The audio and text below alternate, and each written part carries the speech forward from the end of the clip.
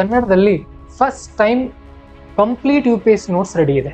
Complete IAS ಬಗ್ಗೆ ಸಂಪೂರ್ಣ ಮಾಹಿತಿ ಸಿಗುವಂತ ಏಕೈಕ ಕರ್ನಾಟಕದ ಯೂಟ್ಯೂಬ್ ಚಾನಲ್ ಇದ್ರೆ ಅದು ಪಾಂಚಜನ್ಯ IAS ಯೂಟ್ಯೂಬ್ ಚಾನಲ್. ಯಾಕೆ ಇದೆಲ್ಲ ಸಿಗ್ತಾ ಇದೆ? ಯಾಕಂದ್ರೆ ನಾನು ಎಕ್ಸಾಮ್ ಬರೀಬಾರ್ದು, ನಾನು ಗೈಡೆನ್ಸ್ ಕೊಡ್ಬೇಕಂತ ಇದಕ್ಕೋಸ್ಕರ ನಿಂತ್ಕೊಂಡಿದ್ದೀನಿ. 1000 ಪುಟ ಇದ್ರೆ ಓದೋಕ್ಕಾಗತ್ತಾ? ಸಾಧ್ಯನೇ ಇಲ್ಲ. ಮತ್ತೆ ಈ ನೋಟ್ಸ್ ನೀವು ಮಾಡ್ತಿರಲ್ಲ, ಇದರಿಂದ ಈ ನೋಟ್ಸ್ ಅನ್ನ ಮಾಡುವಾಗ ನಿಮ್ಮ ಮೈಂಡ್ ಗ್ರಾಸ್ಕೊಳ್ಳುತ್ತೆ ನಿಮ್ಮ ಸ್ವಂತ ಅಕ್ಷರಗಳಿಂದ ಬರೆದಾಗ. ಅರ್ಥ ಆಯ್ತಾ? ಹಾಗಾಗಿ ಮುಖ್ಯ ಗುರಿ ನಿಮ್ದು ಏನಿರಬೇಕು ಅಂದ್ರೆ ನೋಟ್ಸ್ ಮಾಡ್ಕೊಳ್ಳೋದಾಗಿರ್ಬೇಕು. 74 ಪ್ರಶ್ನೆಗಳು ಒಂದ್ ಇಯರ್ಗೆ ಬರುತ್ತೆ. 74 ಪ್ರಶ್ನೆ ಇಂಟು 15 ವರ್ಷ 2011ರಿಂದ 2025. ಸೊ ನೀವು ಇಷ್ಟನ್ನ ಲೆಕ್ಕ ಹಾಕಿ ನೋಡಿದ್ರೆ ಸುಮಾರು 1110 ಪ್ರಶ್ನೆಗಳಾಗತ್ತೆ. ಅರ್ಥ ಆಯ್ತಾ? 1110 ಡಿವೈಡೆಡ್ ಬೈ 120 ಅಂದ್ರೆ ಒಂದು ದಿನಕ್ಕೆ ಎಷ್ಟು ಪ್ರಶ್ನೆಗಳನ್ನ ನೀವು ಅರ್ಥ ಮಾಡ್ಕೊಳ್ಬೇಕು. ಪ್ರತಿದಿನ ನೀವು 10 ಕ್ವಶನ್ ಅನ್ನ ನೋಡ್ಕೊಳ್ಬೇಕು.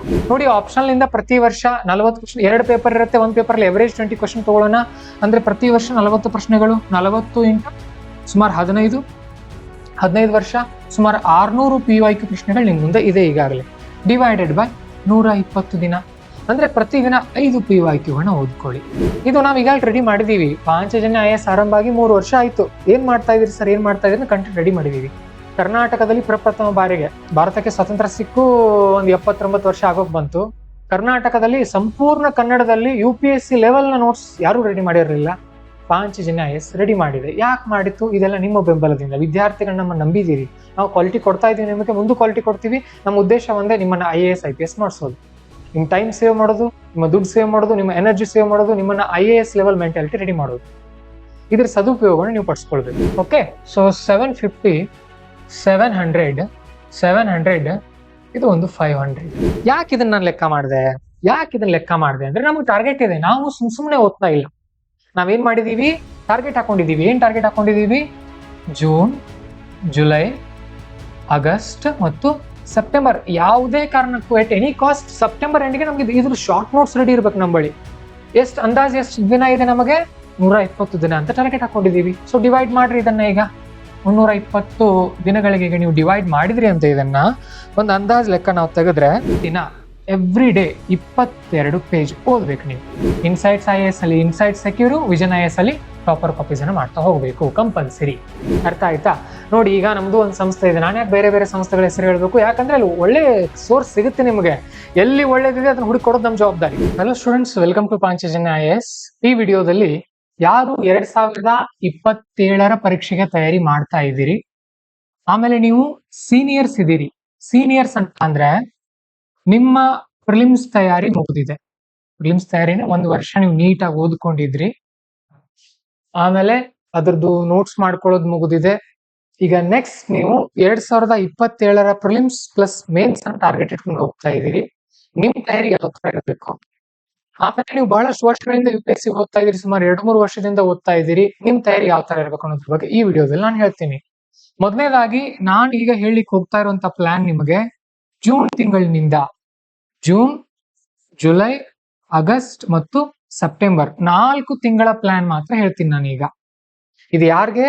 ಬಿಗಿನರ್ಸ್ಗಲ್ಲ ಈ ವಿಡಿಯೋ ಯಾರಿಗೆ ಅಂದ್ರೆ ಸೀನಿಯರ್ ಗಳಿಗೆ, ಕನಿಷ್ಠ 1 ವರ್ಷದಿಂದ ಓದ್ತಾ ಇದ್ದಾರೆ ಅಥವಾ ಪ್ರಿಲಿಮ್ಸ್ ತಯಾರಿ ಕಂಪ್ಲೀಟ್ ಆಗಿ ಮುಗಿಸ್ಕೊಂಡಿದ್ದಾರೆ ಅಂತವ್ರಿಗೆ ಈ ವಿಡಿಯೋ ನಾನು ಹೇಳಲಿಕ್ಕೆ ಹೋಗ್ತಾ ಇರೋದು ನಿಮಗೆ. ನೋಡಿ, ಜೂನ್ ತಿಂಗಳಲ್ಲಿ ನಮಗೆ ಸುಮಾರು 30 ದಿನ ಸಿಗುತ್ತೆ. ಜುಲೈನಲ್ಲಿ 31 ಇದೆ, ಆಗಸ್ಟ್ ಅಲ್ಲಿ 31, ಸೆಪ್ಟೆಂಬರ್ ನಲ್ಲಿ ಮತ್ತೆ 30. ಅಂದಾಜು ಎಲ್ಲ ಸೇರಿಸಿ ನಮಗಿರೋ ಸಮಯ 120 ದಿನಗಳು. ಈ 120 ದಿನಗಳಲ್ಲಿ ನೀವೇನ್ ಮಾಡ್ಬೇಕು? ಈ 120 ದಿನಗಳು ಎಕ್ಸ್ಕ್ಲೂಸಿವ್ ಆಗಿ ನಿಮ್ದು ಯಾವ ತಯಾರಿಗೆ ಇರಬೇಕು ಅಂತ ಅಂದ್ರೆ ಮೇನ್ಸ್ ತಯಾರಿಗೆ ಇರಬೇಕು. ಯಾರ್ದು ಮೇನ್ಸ್ ತಯಾರಿಗೆ ಇರಬೇಕು ಅಂತ ಅಂದ್ರೆ ನಿಮ್ಮ ಪ್ರಿಲಿಮ್ಸ್ ತಯಾರಿ ನೀಟಾಗಿ ಕವರ್ ಆಗಿರ್ಬೇಕು. ನಿಮಗೆ ಇಂಗ್ಲಿಷ್ ನಲ್ಲಿ ಒಳ್ಳೆ ಹೋಲ್ಡ್ ಇರಬೇಕು. ಸ್ಟ್ಯಾಂಡರ್ಡ್ ಬುಕ್ಸ್ ಗಳನ್ನ ಚೆನ್ನಾಗಿ ಓದ್ಕೊಂಡಿರ್ಬೇಕು. ಅಂತಹ ಪರಿಸ್ಥಿತಿ ಇದ್ರೆ, ಅಂತಹ ಒಂದು ತಯಾರಿಯನ್ನ ನೀವು ಮಾಡ್ಕೊಂಡಿದ್ರೆ ಮಾತ್ರ ನೀವೇನ್ ಮಾಡ್ಬೇಕು? ನಾನು ಈ ಹೇಳಿಕ್ ಹೋಗ್ತಾ ಇದ್ದೀನಲ್ಲ, ಈ ಮಾಡೆಲ್ ಅನ್ನ ಫಾಲೋ ಮಾಡ್ಬೇಕು. ಇಲ್ಲ, ನೀವ್ ಇನ್ನೂ ಪ್ರಿಲಿಮ್ಸ್ ತಯಾರಿ ಚೆನ್ನಾಗಿ ಮಾಡ್ಕೊಂಡಿಲ್ಲ, ಸ್ಟ್ಯಾಂಡರ್ಡ್ ಬುಕ್ಸ್ ಅನ್ನ ಓದ್ಕೊಂಡಿಲ್ಲ, ನಿಮ್ದು ಇಂಗ್ಲಿಷ್ ತುಂಬಾ ವೀಕ್ ಇದೆ ಅಂತ ಅಂದ್ರೆ ಈ ಮಾಡೆಲ್ ಅನ್ನ ನೀವು ಫಾಲೋ ಮಾಡಬಾರ್ದು. ಅರ್ಥ ಆಯ್ತಾ? ಸೊ ಒಂದ್ಸಾರಿ ನೋಡ್ಕೊಳ್ಳಿ, ನಿಮ್ಗೆ ಕ್ಲಾರಿಟಿ ಸಿಕ್ಮೇಲೆ ನೀವು ತಯಾರಿನ ಮಾಡ್ಕೊಳ್ಬಹುದು. ಸರಿ ಸರ್, ನಮ್ದು ಇಂಗ್ಲಿಷ್ ವೀಕ್ ಇದೆ, ಬಟ್ ನಾನು ಮೇನ್ಸ್ ತಯಾರಿ ಕೂಡ ಮಾಡ್ಕೊಳ್ಬೇಕು, ಜೊತೆಗೆ ಪ್ರಿಲಿಮ್ಸ್ ಕೂಡ ಮಾಡ್ಕೊಳ್ಬೇಕು, ನಾನು ಏನ್ ಮಾಡ್ಲಿ? ಇಲ್ಲಿ ಹೇಳ್ತೀನಿ. ನಾನು ಈ ವಿಡಿಯೋದಲ್ಲಿ ನಿಮಗೆ ಆಪ್ಷನಲ್ ಅಂತ 3 ಅವರ್ ತೆಗೆದಿಡ್ತಾ ಇದ್ದೀನಿ. ಯಾರ್ದು ಇಂಗ್ಲಿಷ್ ತುಂಬಾ ವೀಕ್ ಇದೆ ಮತ್ತೆ ಸ್ಟ್ಯಾಂಡರ್ಡ್ ಬುಕ್ಸ್ ಚೆನ್ನಾಗಿ ತಯಾರಿ ಮಾಡ್ಕೊಂಡಿಲ್ಲ, ನೀವ್ ಏನ್ ಮಾಡ್ಬೇಕು ಅಂದ್ರೆ ಆಪ್ಷನಲ್ ಅಂತ ಏನ್ ನಾನು 3 ಅವರ್ ಹೇಳ್ತೀನಲ್ಲ, ಆ ಆಪ್ಷನ್ ಅನ್ನ ತೆಗೆದು ಅಲ್ಲಿ ಪ್ರಿಲಿಮ್ಸ್ ಪಾಯಿಂಟ್ಸ್ ಅನ್ನ ಪ್ರಿಲಿಮ್ಸ್ ಸಬ್ಜೆಕ್ಟ್ ಗಳನ್ನ ಆಡ್ ಮಾಡ್ಕೊಳ್ಬೇಕು. ಅರ್ಥ ಆಯ್ತಾ? ಸೊ ಇದಿಷ್ಟೇ, ಸಿಂಪಲ್ ಆಗಿ ಹೇಳ್ತಾ ಹೋಗ್ತೀನಿ, ಅರ್ಥ ಮಾಡ್ಕೊಳ್ಳಿ. ಒಂದು ಕ್ಲಾರಿಟಿ ಸಿಗುತ್ತೆ ನಿಮಗೆ ಏನೇನ್ ಮಾಡ್ಬೇಕು ಅಂತ. ನೋಡಿ, ಪ್ರತಿದಿನ 120 ದಿನ ಅಂತ ನಾವು ಟಾರ್ಗೆಟ್ ಹಾಕೊಂಡಿದೀವಿ. ಈ 120 ದಿನದಲ್ಲಿ ಎವ್ರಿ ಸಂಡೇ ಸೀನಿಯರ್ ಗಳಿಗೋಸ್ಕರ ಇದು ಹಾಫ್ ಡೇ ಬ್ರೇಕ್ ತಗೊಳ್ಬೇಕು. ಇದು ತುಂಬಾ ಮುಖ್ಯ. ನಿಮ್ಮಲ್ಲಿ ಲಾಂಗ್ ಟರ್ಮ್ ಎನರ್ಜಿ ಇರಬೇಕು. ನೀವು ಬರ್ನ್ಔಟ್ ಆಗದೆ ನಿರಂತರವಾಗಿ ಸ್ಟಡಿ ಮಾಡಬೇಕು ಅಂದ್ರೆ ಸಂಡೇ ಒಂದಿನ ಏನ್ ಮಾಡ್ರಿ ಅಂದ್ರೆ ಬೆಳಗ್ಗೆ 6 ಗಂಟೆಯಿಂದ ಮಧ್ಯಾಹ್ನ 12 ಅಥವಾ 1 ಗಂಟೆವರೆಗೂ ಸ್ಟಡಿ ಮಾಡ್ಕೊಂಡು ಅದರಿಂದ ರಾತ್ರಿವರೆಗೂ ಬ್ರೇಕ್ ತಗೊಳ್ಳಿ. ಹಾಗೇನೆ ಯಾರು ಕೆಲವೊಬ್ರು ಬೆಳಗ್ಗೆ 4 ಗಂಟೆಗೆ ಎದ್ದು ಓದ್ತೀರಿ, ಕೆಲವೊಬ್ರು 5 ಗಂಟೆಗೆ ಎದ್ದು ಓದ್ತೀರಿ. ನೀವು ಬೆಳಗ್ಗೆ 5 ಅಥವಾ 6ರಿಂದಾನೇ ಮಧ್ಯಾಹ್ನ 12ವರೆಗೂ 6 ಅವರ್ ಸ್ಟಡಿ ಮಾಡ್ಕೊಂಡು ಮುಗಿಸ್ಕೊಂಡ್ ಬಿಡಿ. ಇನ್ನು ಕೆಲವೊಬ್ರು ರಾತ್ರಿ ಕೂತ್ಕೊಳ್ತೀರಿ, ನೀವೇನ್ ಮಾಡ್ಬೋದು, ಸಂಜೆ 6ರಿಂದ ರಾತ್ರಿ 12 ನಡುವೆ ಒಂದ್ 4-5 ಅವರ್ ಮುಗಿಸ್ಕೊಂಡ್ ಬಿಡಿ. ಸಾಧ್ಯ ಆದಷ್ಟು ಮಧ್ಯಾಹ್ನದ ಹೊತ್ತು ಜಾಸ್ತಿ ಸ್ಟಡಿ ಮಾಡಕ್ ಹೋಗ್ಬಿಡಿ. ಅದು ರಿಲ್ಯಾಕ್ಸೇಷನ್ ಇರ್ಲಿ. ನಿಮಗೆ ಬೆಸ್ಟ್ ಸ್ಟಡಿ ಟೈಮಿಂಗ್ ಅಂದ್ರೆ ಬೆಳಗ್ಗೆ 6ರಿಂದ ಮಧ್ಯಾಹ್ನ 1, ಸಂಜೆ 6ರಿಂದ ರಾತ್ರಿ 11 ಅಥವಾ 12. ಯಾರು ಬೆಳಗ್ಗೆ ಬೇಗ ಹೇಳ್ತೀರಿ ನೀವು ಬೇಗ ಮುಗಿಸ್ಕೊಳ್ಳಿ. ಒಟ್ನಲ್ಲಿ ನಮ್ಮ ಗುರಿ ಏನ್ ಗೊತ್ತಾ, ನಮ್ಮ ಗುರಿ minimum per day 9 hour study ಆಗ್ಬೇಕು. ಪರ್ ಡೇ 9 ಅವರ್ ಸ್ಟಡಿ ಆಗ್ಬೇಕು. ಆ 9 ಅವರ್ ಅಲ್ಲಿ ಏನೇನ್ ಮಾಡ್ಬೇಕು ಎಲ್ಲಾನು ನಾನು ಹೇಳ್ಕೊಡ್ತೀನಿ ನಿಮ್ಗೆ. ನೋಡಿ, ಈಗ ನೀವು ಸೀನಿಯರ್ ವಿದ್ಯಾರ್ಥಿಗಳಾಗಿರೋದ್ರಿಂದ ನಿಮಗೆ ಪ್ರಿಲಿಮ್ಸ್ ಬಗ್ಗೆ ಒಂದ್ ಸ್ವಲ್ಪ ಕ್ಲಾರಿಟಿ ಇದೆ. ಪ್ರಿಲಿಮ್ಸ್ ಸಬ್ಜೆಕ್ಟ್ ಅಂದ್ರೆ ಇಷ್ಟಿದೆ. ಎಷ್ಟು ಸಬ್ಜೆಕ್ಟ್ ಇದೆ ಹೇಳ್ರಿ ಪ್ರಿಲಿಮ್ಸ್ ಇದ್ದು? ಮ್ಯಾಪಿಂಗ್ ಅನ್ನ ಆಡ್ ಮಾಡಿದ್ರೆ 9 ಸಬ್ಜೆಕ್ಟ್ ಆಗುತ್ತೆ, ಪ್ಲಸ್ ಒಂದು ಕರೆಂಟ್ ಅಫೇರ್ಸ್ 10 ಸಬ್ಜೆಕ್ಟ್ ಬರುತ್ತೆ. ಮ್ಯಾಪಿಂಗ್ ಅನ್ನ ನೀವು ಜಿಯೋಗ್ರಫಿ ಒಳಗಡೆ ಮರ್ಜ್ ಮಾಡಿದ್ರೆ ನಿಮ್ಗೆ ಎಷ್ಟು ಸಬ್ಜೆಕ್ಟ್ ಬರುತ್ತೆ? ಸುಮಾರು 8 ಸಬ್ಜೆಕ್ಟ್ ಬರುತ್ತೆ. ಗೊತ್ತಾಯ್ತಾ? ನಾನು ಇಲ್ಲಿ ಹಿಸ್ಟ್ರಿ ಅಂತ ಅಂದ್ರೆ modern history, ancient history, medieval history ಸೇರಿಸ್ಕೊಂಡು ಒಂದು ಆರ್ಟ್ ಅಂಡ್ ಕಲ್ಚರ್ ಒಂದು ಸೆಪರೇಟ್ ಆಗಿ ಹಿಡಿದ್ರೆ ಈ ತರ ಬರುತ್ತೆ. ಸರಿ, ನೋಡಿ, ನಮಗೀಗ ಓವರ್ ಆಲ್ ಆಗಿ ಏನೇನ್ ಮಾಡ್ಬೇಕಾಗತ್ತೆ? ನಾವು ಮೊದಲನೇದಾಗಿ ನಮ್ಗೆ ಏನ್ ಬೇಕು ಅಂತ ಅಂದ್ರೆ ನೋಟ್ಸ್ ಗಳು ಬೇಕು. ವಿದೌಟ್ ನೋಟ್ಸ್ ನಾವು ಮೇನ್ಸ್ ಪಾಸ್ ಆಗೋಕ್ಕಾಗಲ್ಲ. ನೋಟ್ಸ್ ಇರಲೇಬೇಕಾಗತ್ತೆ ನಮಗೆ. ಯಾಕಂದ್ರೆ ನಾನೊಂದು ಅಂದಾಜ್ ತೆಗೆದಿದ್ದೀನಿ. ಮೇನ್ಸ್ ನೋಟ್ಸ್ ನಾವೇ 5 ಜನ IAS ಏನ್ ಮಾಡಿದೀವಲ್ವಾ, ಸುಮಾರು 2,500 ಪೇಜಸ್ ನೋಟ್ಸ್ ಇದೆ. 2,500 ಪುಟಗಳ ನೋಟ್ಸ್. ನೀವು ಇದನ್ನ ಓದ್ಕೊಂಡು ಹೋದ್ರಿ ಅಂದ್ರೆ ಪಾಯಿಂಟ್ಸ್ ನೀವು ನೆನಪಿಗೆ ಬರಲ್ಲ. ಕೆಲವೊಬ್ರು ಕೇಳ್ತಾರೆ, ಸರ್ ನೀವು ಪಾಸ್ ಆಗಿಲ್ಲ, ಮತ್ ನೀವ್ಯಾಕೆ ಟೀಚ್ ಮಾಡ್ತೀರಿ, ಮತ್ ನೀವ್ ಹೇಗೆ ಟೀಚ್ ಮಾಡ್ತೀರಿ? ಒಂದ್ ಮಾತು ಹೇಳ್ತೀನಿ ನಿಮ್ಗೆ, ನಂದು ಪಾಸ್ ಆಗಿದ್ರೆ ನಾನ್ ಯಾಕೆ ಇಲ್ಲಿ ಇರ್ತಾ ಇದ್ದೆ? ಪಾಸ್ ಆಗಿರೋರು ಜಾಬ್ ಮಾಡೋಕ್ ಹೋಗ್ತಾರೆ. ನಾವು ಪಾಸ್ ಆಗಿಲ್ಲ, ಅದೇ ಕಾರಣಕ್ಕೆ ಇಲ್ಲಿದ್ದೀವಿ.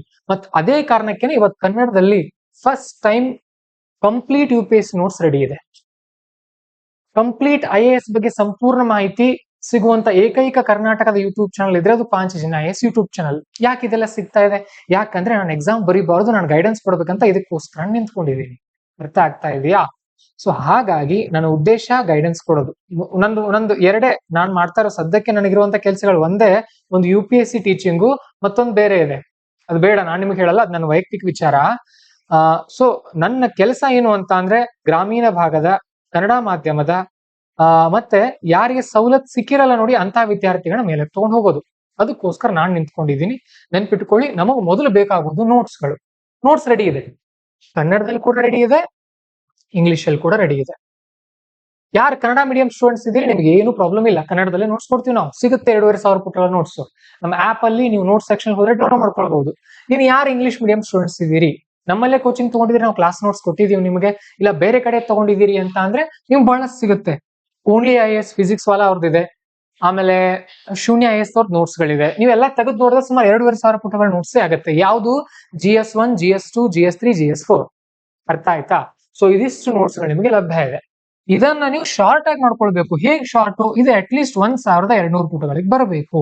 ಏನಿದ್ರೆ ಅರ್ಥ ಅಂದ್ರೆ GS1 ಒಂದ್ 300 ಪುಟ, GS2 ಒಂದ್ 300 ಪುಟ, GS3 ಒಂದ್ 300 ಪುಟ, GS4 ಒಂದ್ 300 ಪುಟ.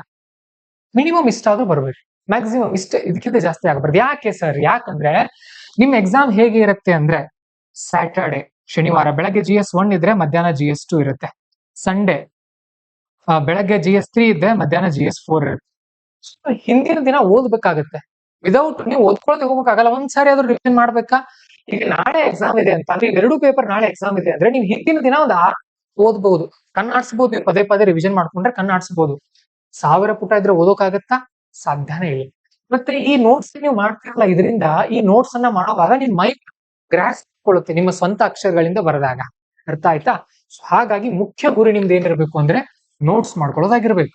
ಇನ್ನು ಎರಡನೇ ಗುರಿ ಏನು ಅಂತ ಅಂದ್ರೆ ರಿವಿಷನ್. ಇನ್ನು ಕೆಲವೊಬ್ರು ಏನಿರ್ತಾರೆ, ಇವ್ರು ಹಿಂದೆನೆ ಈಗಾಗಲೇ ನೋಟ್ಸ್ ಮಾಡ್ಕೊಂಡಿರ್ತಾರೆ. ನೀವ್ ಇದನ್ನ ಮತ್ತೆ ಚೆನ್ನಾಗಿ ರಿವಿಷನ್ ಮಾಡ್ಕೊಳ್ಬೇಕು. ಹಳದಿ ಹೈಲೈಟರ್ ನಿಂದ, ಕೆಂಪು ಪೆನ್ ನಿಂದ ಎಲ್ಲ ಅಂಡರ್ಲೈನ್ ಅನ್ನ ನೀಟಾಗಿ ಮಾಡ್ಕೊಳ್ತಾ ಹೋಗ್ಬೇಕು.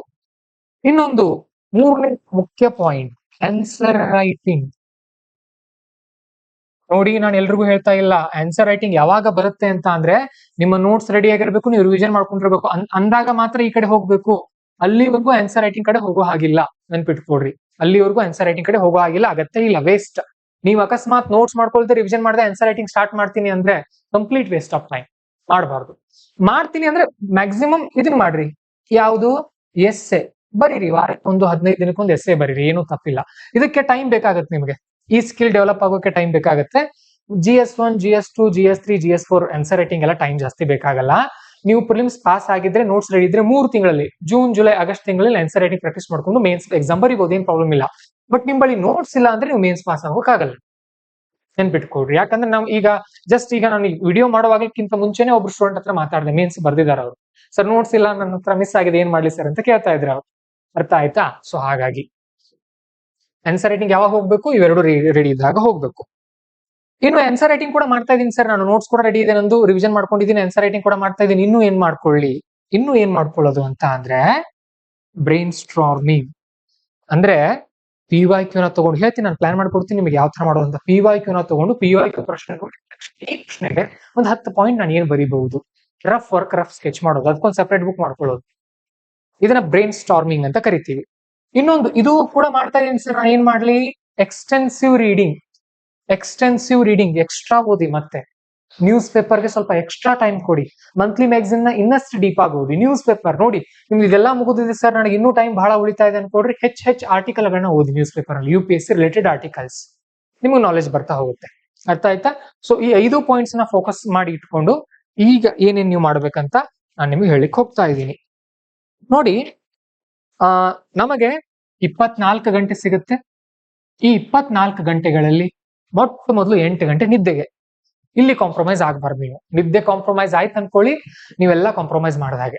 ನಿದ್ದೆನ ಕಾಂಪ್ರಮೈಸ್ ಯಾವುದೇ ಕಾರಣಕ್ಕೆ ಮಾಡಬಾರ್ದು. ಇನ್ನೆಷ್ಟು ಉಳಿತು ನಿಮಗೆ?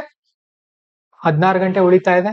ಸೊ ಈ 16ರಲ್ಲಿ 9 ರಿಂದ 10 ಗಂಟೆ ಸ್ಟಡಿಗೆ.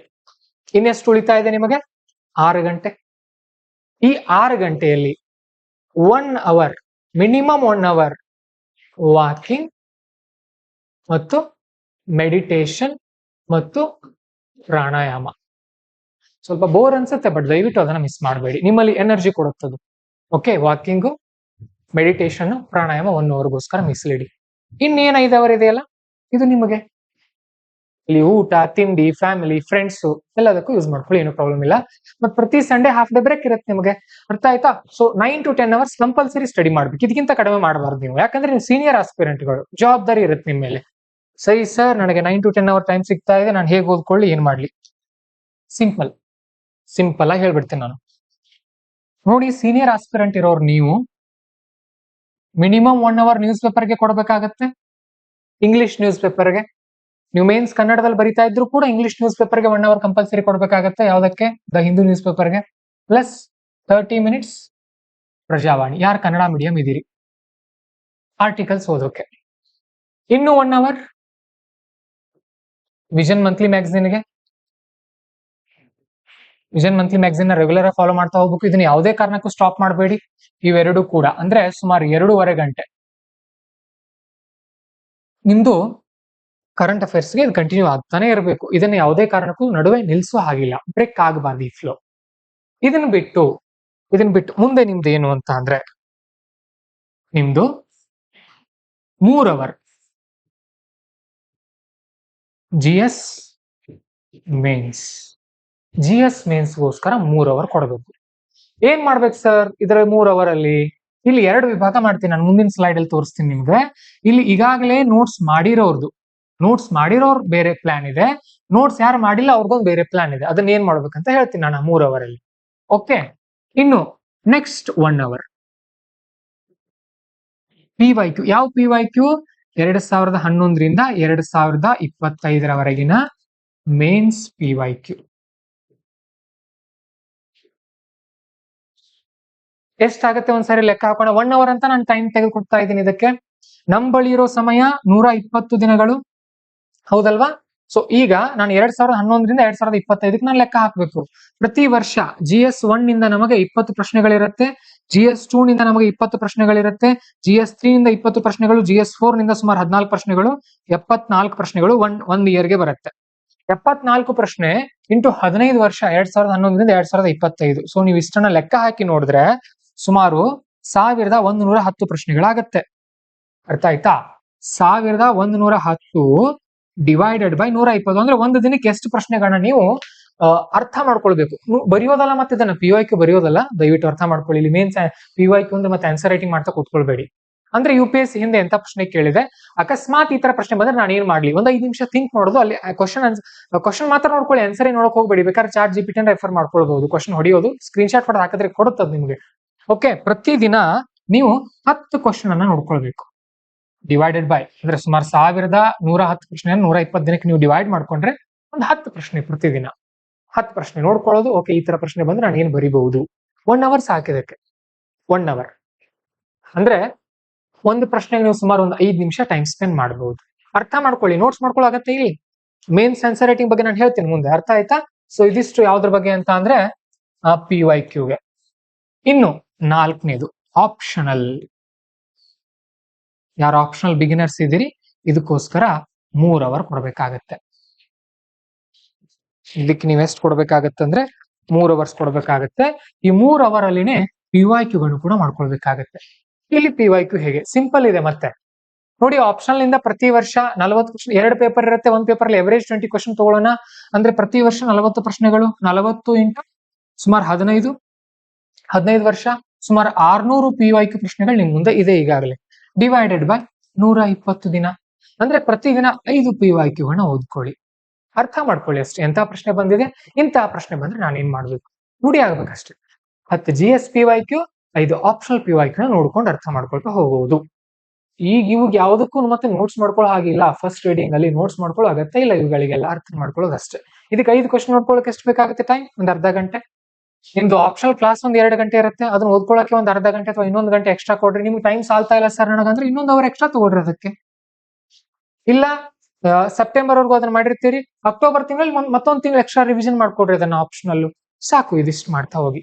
ಮತ್ತೆ ಇನ್ನೂ ಒಂದು, ದಯವಿಟ್ಟು ಓದೋವಾಗ ಇದೇ ಲಾಸ್ಟ್ ಟೈಮ್ ಅಂತ ಅನ್ಕೊಂಡು ಓದಿ. ಕೆಲವೊಬ್ರು ಏನ್ ಮಾಡ್ತೀವಿ, ನಾನು ಆತರ ಮಾಡಿದೀನಿ, ಏನ್ ಮಾಡ್ತೀವಿ ಅಂದ್ರೆ ಈಗ ಜಸ್ಟ್ ನೋಟ್ಸ್ ಮಾಡ್ಕೊಳ್ತಾ ಹೋಗೋಣ, ಆಮೇಲೆ ಬಂದು ಓದ್ಕೊಳ್ಳೋಣ. ಹಂಗ್ ಮಾಡ್ಬಾರ್ದು, ಅದು ತಪ್ಪು. ಟೈಮ್ ಸಾಕಾಗಲ್ಲ UPSC ನಲ್ಲಿ. ಹೇಗ್ ಓದ್ಬೇಕಂದ್ರೆ, ನೀವು ಈಗ ಓದ್ತಾ ಇದೀರಿ, ನೋಟ್ಸ್ ಮಾಡ್ತಾ ಇದೀರಿ ಅಂದ್ರೆ ಎಸ್ ಇದೇ ಫೈನಲ್, ವಾಪಸ್ ನಾನು ಇಲ್ಲಿ ಬರೋಕ್ ಆಗಲ್ಲ ಅನ್ನೋದು ಅಂತ ತಿಳ್ಕೊಂಡೇ ಓದ್ಕೊಳ್ಬೇಕು ನೀವು. ಅರ್ಥ ಆಯ್ತಾ?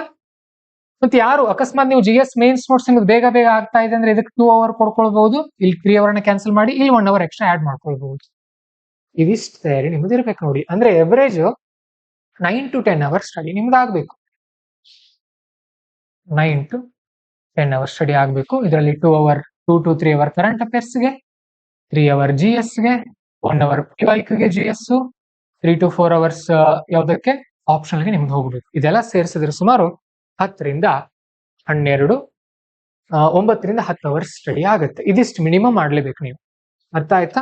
ಈ ತರ ನೀವು ಪ್ಲಾನ್ ಮಾಡ್ಕೊಳ್ಬೇಕಾಗತ್ತೆ. ಇದಿಷ್ಟು ನೋಡ್ರಿ, ಈ ತರ ನಾವೇನ್ ಮಾಡ್ತೀವಿ, PYQ ಓದೋದು ಅಂದ್ರೆ 1 ಅವರ್ ಓದ್ತೀವಿ. 1 ಅವರ್ ಓದೋದು, 1 ಅವರ್ ಅಲ್ಲ, 1 ಅವರ್ ಅಲ್ಲಿ ಎಷ್ಟು ಕ್ವಶನ್ ಮಾಡೋದು ಅದು ಮುಖ್ಯ. ಈ ತರ ಪ್ಲಾನ್ ಮಾಡ್ಕೊಂಡು ಹೋಗ್ಬೇಕು ನೀವು. ಇದಿಷ್ಟೆಲ್ಲ ಇನ್ನು ನೋಟ್ಸ್ ಮಾಡ್ಕೊಳ್ಳೋದು ಕೂಡ ಹೇಳ್ತೀನಿ ನಾನೀಗ, ಗಮನ ಇಟ್ಕೊಂಡು ಕೇಳಿ. ಈಗ ನಾನೇನ್ ಹೇಳಿದೆ ಅಂತ ಅಂದ್ರೆ GS ಗೆ ಪ್ರತಿದಿನ ನೀವು 3 ಅವರ್ ಕೊಡ್ಬೇಕು ಅಂತ ಹೇಳಿದೀನಿ. 3 ಅವರು ನೋಟ್ಸ್ ಮಾಡ್ಕೊಳ್ದೆ ಇರೋರು ಏನ್ ಮಾಡ್ಬೇಕು, ನೋಟ್ಸ್ ಮಾಡಿರೋರು ಏನ್ ಮಾಡ್ಬೇಕು. ಮೊದಲು ನೋಟ್ಸ್ ಯಾರು ಮಾಡಿಲ್ಲ ಅವ್ರಿಗೆ ಹೇಳ್ತೀನಿ, ಆಮೇಲೆ ಇದನ್ನ ಸ್ಕಿಪ್ ಮಾಡ್ರಿ, ಮುಂದೆ ಓಡಿಸಿ ನೋಡಿ ಯಾರು ನೋಟ್ಸ್ ಮಾಡಿದಿರ ಅವರು. ಮೊದಲು ಈಗ ನೋಟ್ಸ್ ಯಾರು ಮಾಡಿಲ್ಲ ಅಂದ್ರೆ ನೋಟ್ಸ್ ಹೇಗ್ ಮಾಡ್ಕೊಳ್ಳೋದು, ಏನ್ ಮಾಡ್ಕೊಳ್ಳೋದು ಅನ್ನೋದ್ರ ಬಗ್ಗೆ ನಾನು ಹೇಳ್ತೀನಿ ನೋಡಿ. GS1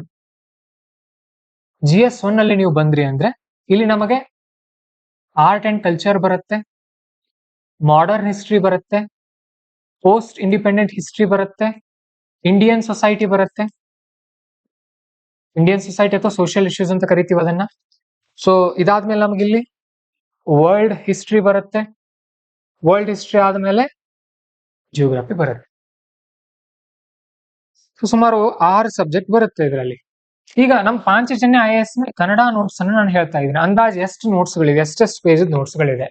ಆರ್ಟ್ ಅಂಡ್ ಕಲ್ಚರ್ ಸುಮಾರು 100 ಪೇಜ್, ಮಾಡರ್ನ್ ಹಿಸ್ಟ್ರಿ ಒಂದು ಸುಮಾರು 150 ಪೇಜು, ಪೋಸ್ಟ್ ಇಂಡಿಪೆಂಡೆನ್ಸ್ ಒಂದು 40 ಪೇಜು, ಇಂಡಿಯನ್ ಸೊಸೈಟಿ ಒಂದು 150 ಪುಟಗಳು, ಜಿಯೋಗ್ರಫಿ ಒಂದು 300 ಪುಟಗಳು. ಆಮೇಲೆ ಇನ್ನೊಂದು ಮಿಸ್ ಆಯ್ತು ಇಲ್ಲಿ, ಇಂಡಿಯನ್ ಸೊಸೈಟಿ ಹೇಳಿದ್ನಲ್ಲ, ಎಸ್ ಇದು ವರ್ಲ್ಡ್ ಹಿಸ್ಟ್ರಿ PYQ ನ ಮಾತ್ರ ರೆಫರ್ ಮಾಡ್ಕೊಳ್ಬೇಕು, PYQ ಬಿಟ್ಟು ಮತ್ತೆ ಅಲ್ಲಿನೂ ಬೇಡ. ನೋಡ್ರಿ ಎಷ್ಟು ಪೇಜ್ ನೋಟ್ಸ್ ಆಗತ್ತಂದ್ರೆ ಅಂದಾಜು 7,500 ಪುಟಗಳ ನೋಟ್,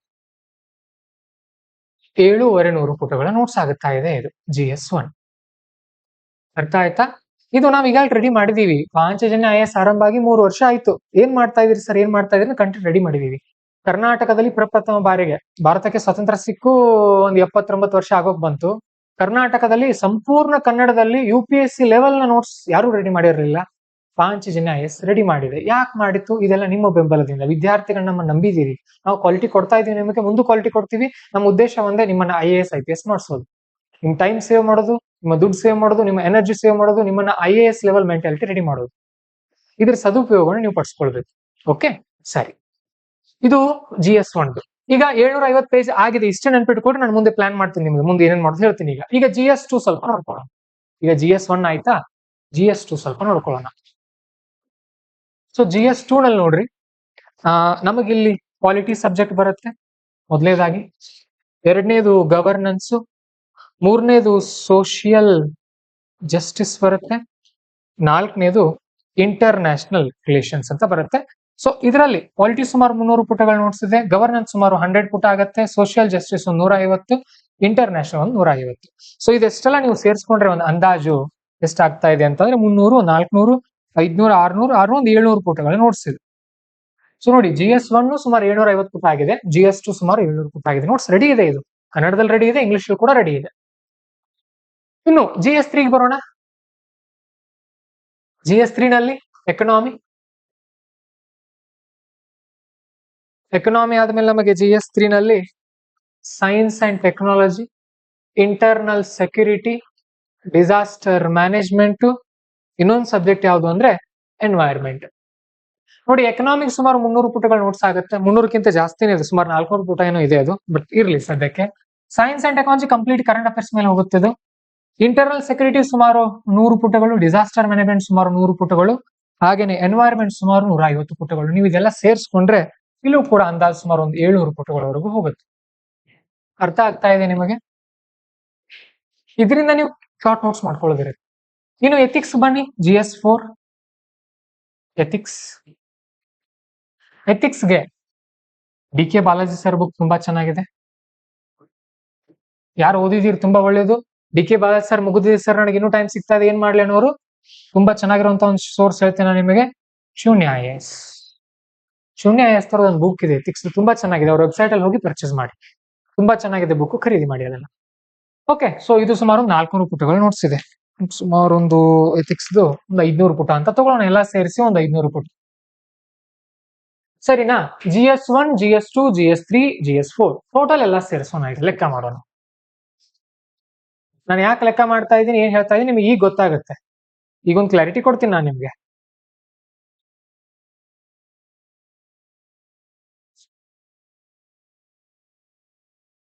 ಓಕೆ, ಸೊ 750, 700 ಇದು ಒಂದು 500,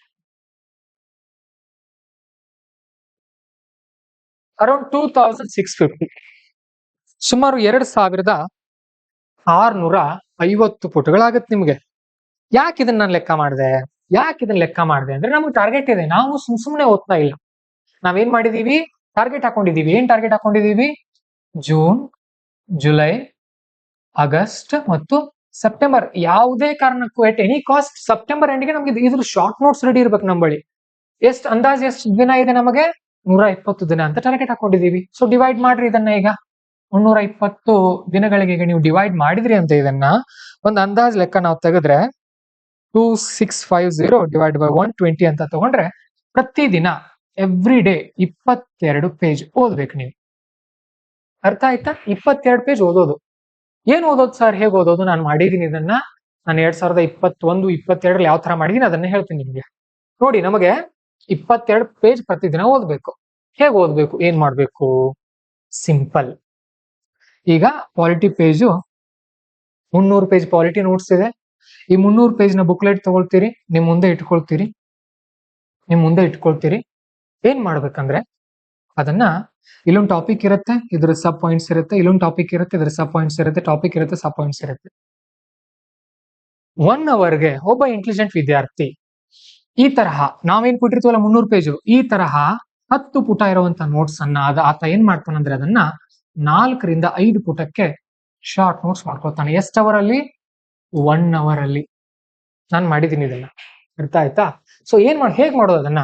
ಮೊದಲು ಆ ಪೇಜ್ ಓಪನ್ ಮಾಡ್ಕೊಳ್ಳೋದು, ಸ್ಪೀಡ್ ಆಗಿ ಓದ್ಕೊಳ್ಳೋದು, ಓದೋವಾಗಲೇ ಇಂಪಾರ್ಟೆಂಟ್ ಪಾಯಿಂಟ್ ಅಂಡರ್ಲೈನ್ ಮಾಡ್ಕೊಂಡ್ಬಿಡೋದು. ಬರೀ ಕೀವರ್ಡ್ಸ್ ಫುಲ್ ಸೆಂಟೆನ್ಸ್ ಮಾಡೋ ಹಾಗಿಲ್ಲ, ಯಾವುದೇ ವಾಕ್ಯಗಳನ್ನ ಶಾರ್ಟ್ ನೋಟ್ಸ್ ಅಲ್ಲಿ ಬರೀಬಾರ್ದು, ಬರೀ ಸೆಂಟೆನ್ಸ್, ಬರೀ ಕೀವರ್ಡ್ಸ್ ಇರಬೇಕು. ಪಟ ಪಟ ಪಟ ಓದ್ಕೊಳ್ಳೋದು, ಅಂಡರ್ಲೈನ್ ಮಾಡ್ಕೊಳ್ಳೋದು, ಆ ಪೇಜ್ ಮುಗಿದ ತಕ್ಷಣ ಶಾರ್ಟ್ ನೋಟ್ಸ್ ಮಾಡ್ಕೊಳ್ಳೋದು, ಆ ಪೇಜ್ ಮುಗಿದ ತಕ್ಷಣ ಶಾರ್ಟ್ ನೋಟ್ಸ್ ಮಾಡ್ಕೊಳ್ಳೋದು. ಸೊ ಈ ತರ 10 ಪೇಜ್ ಇರೋದು 5 ಪೇಜ್ ಆಗ್ಬೇಕು. ಎಷ್ಟು ಅವರ್ ಅಲ್ಲಿ? 1 ಅವರ್ ಅಲ್ಲಿ. ಅರ್ಥ ಆಯ್ತಾ? ಸೊ 1 ಅವರ್ಗೆ ನೀವೇನ್ ಮಾಡಿದ್ರಿ? 10 ಪೇಜ್ ಓದಿದ್ರಿ, ಇನ್ನೂ 1 ಅವರ್ ಇದೆ, ಮತ್ತೆ 10 ಪೇಜ್ ಮಾಡಿದ್ರಿ, ಸಾಕು. 2 ಅವರ್ ಅಲ್ಲಿ ಇಷ್ಟು ಮುಗಿಸ್ಕೊಳ್ಬೇಕು. ಇನ್ನೂ 1 ಅವರ್ ಎಕ್ಸ್ಟ್ರಾ ಉಳಿತಾ ಇದೆ, ಇನ್ನೂ 1 ಅವರ್ ಎಕ್ಸ್ಟ್ರಾ ಉಳಿತಾ ಇದೆ. ಇದನ್ನ ಬೇಕಾದ್ರೆ ನೀವೇನು ಯೂಸ್ ಮಾಡ್ಕೊಳ್ಳಿ, ಆಪ್ಷನಲ್ ಯೂಸ್ ಮಾಡ್ಕೊಳ್ಬಹುದು. ಅರ್ಥ ಆಯ್ತಲ್ಲ? ಸೊ ನಾನು ನಿಮ್ಮ ಶಾರ್ಟ್ ನೋಟ್ಸ್ 20 ಪೇಜ್ ಆಗೋದು ಹೇಳ್ತಾ ಇಲ್ಲ. ಇದೇನ್ ನಾವು ಕೊಟ್ಟಿರ್ತೀವಲ್ಲ ನೋಟ್ಸು, ಇದರಲ್ಲಿರುವಂತ ಪುಟಗಳು ಕಡಿಮೆ ಆಗ್ತಾ ಹೋಗ್ಬೇಕು. ಅರ್ಥ ಆಯ್ತಾ? ಈ ತರ ನೀವು ಮಾಡಿದ್ರೆ ಇದೆಷ್ಟಾಗತ್ತೆ? 2650 ಪುಟ ಇರುವಂತ ನೋಟ್ಸು ಅರ್ಧಕ್ಕರ್ಧ ಇಳಿಯುತ್ತೆ. 1250 ಕುಸಿಯುತ್ತಿದ್ದು. ಸಾಕಲ್ಲ ನಮಗೆ? 300 ಪೇಜ್ ನೋಟ್ಸ್ ಆಗುತ್ತೆ ಪ್ರತಿಯೊಂದು ಸಬ್ಜೆಕ್ಟ್. ಆರಾಮಾಗಿ ರಿವಿಷನ್ ಮಾಡ್ಕೊಂಡು ಹೋಗಬಹುದು. ಇದಿಷ್ಟು ಈ ವರ್ಷದ ಟಾರ್ಗೆಟ್ಸ್. ಇನ್ನು ನೀವು ಮುಂದಿನ ವರ್ಷ ಮೇನ್ಸ್ ಬರೆಯೋರಿದ್ದೀರಿ, ಅದಕ್ಕೋಸ್ಕರ ಕರೆಂಟ್ ಅಫೇರ್ಸ್ ಮೇಲೆ ಮೇನ್ಸ್ ಪ್ರಶ್ನೆಗಳು ಬರುತ್ತೆ. ಅದಕ್ಕೆ ವಿಷನ್ ಮ್ಯಾಗಝಿನ್ ನೀಟಾಗಿ ಓದ್ತಾ ಹೋಗ್ತಾ ಇರ್ತೀರಿ. ಈ ಕಡೆ ಸ್ಟ್ಯಾಟಿಕ್ ಸ್ಟ್ರಾಂಗ್ ಆಗುತ್ತೆ ನಿಮ್ದು, ಆ ಕಡೆ ನಿಮಗೆ ಗೊತ್ತಿಲ್ಲ ನ್ಯೂಸ್ ಪೇಪರ್ ಓದ್ತಾ ಇದ್ರಿ, ಮಂತ್ಲಿ ಮ್ಯಾಗಝಿನ್ ಓದ್ತಾ ಇದ್ರಿ, ಕಂಟೆಂಟ್ ತಾನಾಗೇನೆ ರೆಡಿ ಆಗ್ತಾ ಇರುತ್ತೆ. ಕ್ಲಿಯರ್ ಆಗ್ತಾ ಇದೆ ನಿಮಗೆ? ಇದಿಷ್ಟು ನೋಟ್ಸ್ ನೀವು ರೆಡಿ ಮಾಡ್ಕೊಳ್ಬೇಕು. ಅರ್ಥ ಆಯ್ತಾ? ಸೊ ಟೋಟಲ್ ನಿಮ್ ಗುರಿ ಏನಪ್ಪಾ? ಪಾಲಿಟಿ 300 ಪೇಜ್ ನಾವು ಕೊಟ್ಟಿದೀವಾ, ಇದನ್ನ 150 ಗಿಳಿಸ್ಕೊಳ್ಳೋದು ನಿಮ್ ಜವಾಬ್ದಾರಿ. ಇದಿಷ್ಟು ನಿಮ್ ಕೆಲಸ. ಯಾರು ನೋಟ್ಸ್ ಮಾಡಿಲ್ಲ ನೀವು ಮಾಡ್ಕೊಳ್ಬೇಕು ಈಗ, ಕಂಪಲ್ಸರಿ. ಯಾವುದೇ ಕಾರಣಕ್ಕೆ ಇದನ್ನ ಸ್ಕಿಪ್ ಮಾಡೋ ಹಾಗಿಲ್ಲ. ಅರ್ಥ ಆಯ್ತಾ? ಹಾಗೇನೆ PYQ ಕೂಡ ಹೇಳಿದೆ ನಾನು. 1 ಅವರ್ ಯಾವ್ದು ಕೊಡ್ಬೇಕು ನೀವು ಅಂತ ಅಂದ್ರೆ PYQ ಕೊಡ್ಬೇಕು. PYQ ಹೇಗ್ ಮಾಡ್ಬೇಕು ಅಂದ್ರೆ ಸುಮಾರು 1110 PYQ ಆಗುತ್ತೆ. ಡಿವೈಡೆಡ್ ಬೈ 120 ಅಂದ್ರೆ ಪ್ರತಿದಿನ ಒಂದು 10 PYQ ಅನ್ನ ಓದ್ಕೊಳ್ಬೇಕು. ಏನಿಲ್ಲ, ಕ್ವಶನ್ ಪೇಪರ್ ಓಪನ್ ಮಾಡ್ಕೊಡ್ರಿ, PYQ ಕ್ವಶನ್ ಆನ್ಸರ್ ಬುಕ್ಲೆಟ್ ತಗೊಳ್ಬೇಡ್ರಿ, PYQ ಬರೀ ಕ್ವಶನ್ಸ್ ಡೌನ್ಲೋಡ್ ಮಾಡ್ಕೊಡ್ರಿ, ಪ್ರಿಂಟ್ ತಗೊಳ್ರಿ. ಆನ್ಸರ್ ನೋಡೋ ಅಗತ್ಯ ಇಲ್ಲ. ಅಕಸ್ಮಾತ್ ಇದು ಪ್ರಶ್ನೆ ಬಂದ್ರೆ ಚಾಟ್ GPT ಹಾಕ್ರಿ, 10 marks UPSC answer for this, ಒಂದ್ಸಾರಿ ಸ್ಕಿಮ್ ಮಾಡ್ರಿ, ಮುಗೀತು. 5 ನಿಮಿಷ ನೋಡ್ಕೊಡ್ರಿ, ಬೈ ಹ್ಯಾಟ್ ಮಾಡಬೇಡಿ, ನೋಟ್ಸ್ ಮಾಡಬೇಡಿ, PYQ ಜಸ್ಟ್ ಅರ್ಥ ಮಾಡ್ಕೊಡ್ರಿ. ಈ ತರ UPSC ಕೇಳ್ತಾ ಇದೆ ಅನ್ನೋ ಕ್ಲಾರಿಟಿ ನಿಮಗೆ ಬಂದ್ರೆ ಸಾಕು ಈಗ. ಯಾಕಂದ್ರೆ ಮುಂದಿನ ವರ್ಷ ಮೇನ್ಸ್ ಬರೆಯೋರಿದ್ದೀರಿ, ಈಗ ಅಲ್ಲ. ಅರ್ಥ ಆಯ್ತಾ? ಸೊ ಇದು ಯಾರು ಮಾಡ್ಬೇಕು ಅಂದ್ರೆ PYQ ಗಳನ್ನ ನೋಟ್ಸ್ ಯಾರು ಮಾಡೋರಿದ್ದೀರಿ ನೀವು ಮಾಡ್ಕೊಳ್ಬೇಕು. ಯಾರು ನೋಟ್ಸ್ ಮಾಡ್ಕೊಂಡು ಇಟ್ಟಿದ್ದೀರಿ ಈಗಾಗಲೇ ನೀವು ಇದನ್ನ ಮಾಡ್ಕೊಳ್ಬೇಕು. 1 ಅವರ್ ಇಬ್ಬರಿಗೂ ಕಂಪಲ್ಸರಿ ಇದು. ಇನ್ನು ನೆಕ್ಸ್ಟ್, ಸರ್ ನಾವು ನೋಟ್ಸ್ ರೆಡಿ ಮಾಡ್ಕೊಂಡಿದೀವಿ, ನಾವು ನೋಟ್ಸ್ ರೆಡಿ ಇದೆ ನಮ್ದು, ಬಟ್ ನಮಗೆ ಆ 3 ಅವರ್ ಅಲ್ಲಿ ಏನ್ ಮಾಡ್ಬೇಕು ನಾವೀಗ? ತುಂಬಾ ಮುಖ್ಯ, ತುಂಬಾ ಇಂಪಾರ್ಟೆಂಟ್ ಪಾಯಿಂಟ್ ನಾನು ಹೇಳಿಕ್ ಹೋಗ್ತಾ ಇದ್ದೀನಿ. ಸ್ವಲ್ಪ ಗಮನ ಇಟ್ಕೊಂಡು ಅರ್ಥ ಮಾಡ್ಕೊಳ್ಳಿ. ಏನಂತ ಅಂದ್ರೆ, ಮೊಟ್ಟ ಮೊದಲನೇ ಪಾಯಿಂಟ್ ಏನಂತ ಅಂದ್ರೆ ನಿಮ್ದು ಈಗ ರಿವಿಷನ್. ಅಂದ್ರೆ ನೀವು ಮಾಡಿರುವಂತ GS ನೋಟ್ಸ್ ಈಗ ಸುಮಾರು 1200 ಪೇಜ್ ಆಗಿರುತ್ತೆ. ಅಂದಾಜು 1200 ಪೇಜ್ ಡಿವೈಡೆಡ್ ಬೈ 120 ಅಂದ್ರೆ ಪ್ರತಿದಿನ ನೀವು 10 ಪೇಜ್ ರಿವಿಷನ್ ಮಾಡಬೇಕು. 10 ಪೇಜ್ ರಿವಿಷನ್ ಮಾಡೋಕೆ ಎಷ್ಟು ಟೈಮ್ ತಗೊಳ್ಬೇಕು?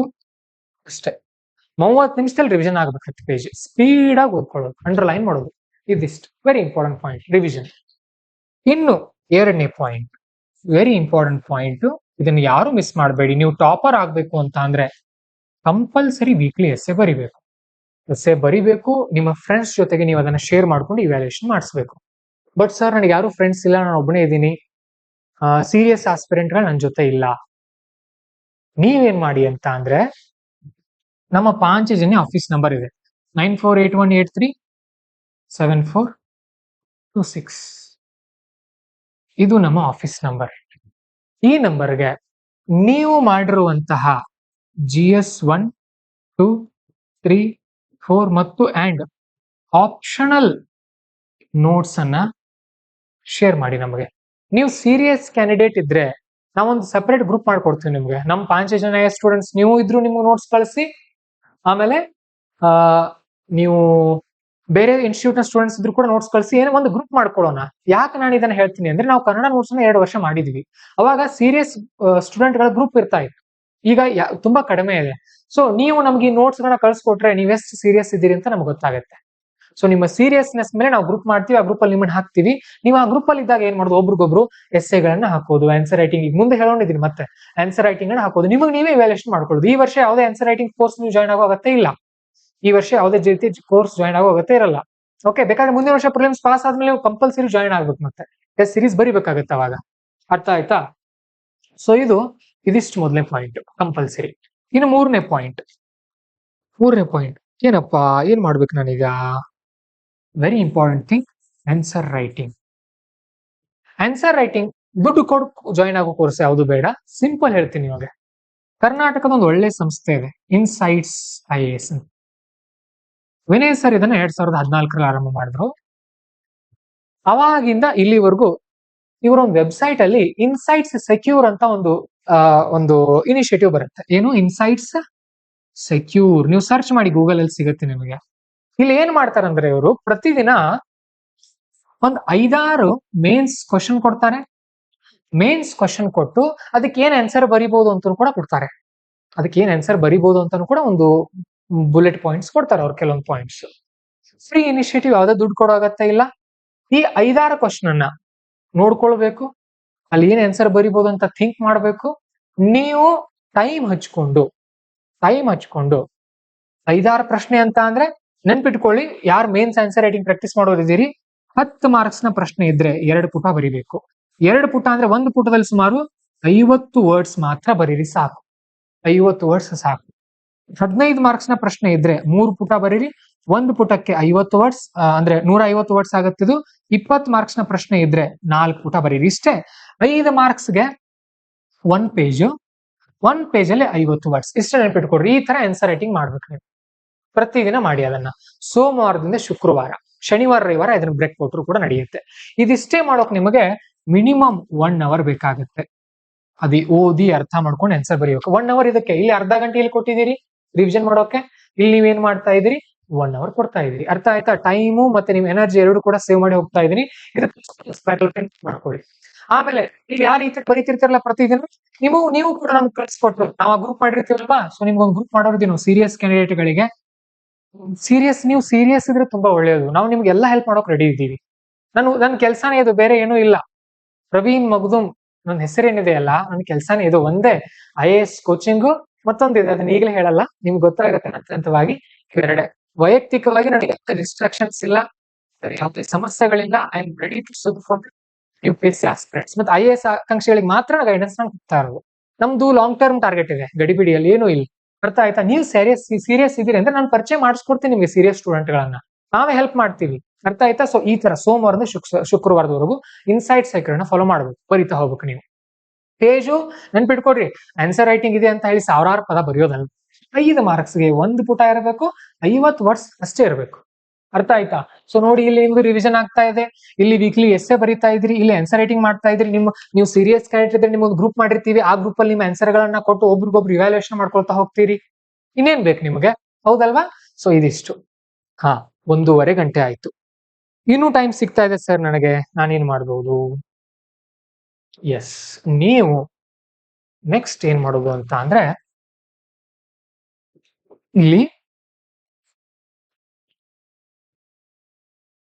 Copies vision IAS website, vision IAS website ಅಲ್ಲಿ ಟಾಪರ್ ಕಾಪೀಸ್ ಅಂತ ಸರ್ಚ್ ಮಾಡಿದ್ರೆ ಸಿಗುತ್ತೆ. ಒಂದ್ ಅರ್ಧ ಗಂಟೆ ಪ್ರತಿದಿನ ಸ್ಪೆಂಡ್ ಮಾಡಿ. ಒಂದ್ ಅರ್ಧ ಗಂಟೆ ಹೇಗೆ 30 ನಿಮಿಷ ಅಷ್ಟೇ. ಒಂದ್ ಎಸ್ಸೆ ಓದಿ 15 ನಿಮಿಷ ತಗೊಳುತ್ತೆ. ಓಕೆ, ಒಂದು 10 ನಿಮಿಷ ಎಥಿಕ್ಸ್ ಅಥವಾ GS ಯಾವ್ದಾದ್ರು ಒಂದು ಆನ್ಸರ್ ಓದಿ, ಜಸ್ಟ್ ಓದಿ ಅರ್ಥ ಮಾಡಿ. ಪ್ರತಿದಿನ ಒಂದು ಅರ್ಧ ಗಂಟೆ ಸ್ಪೆಂಡ್ ಮಾಡಿ.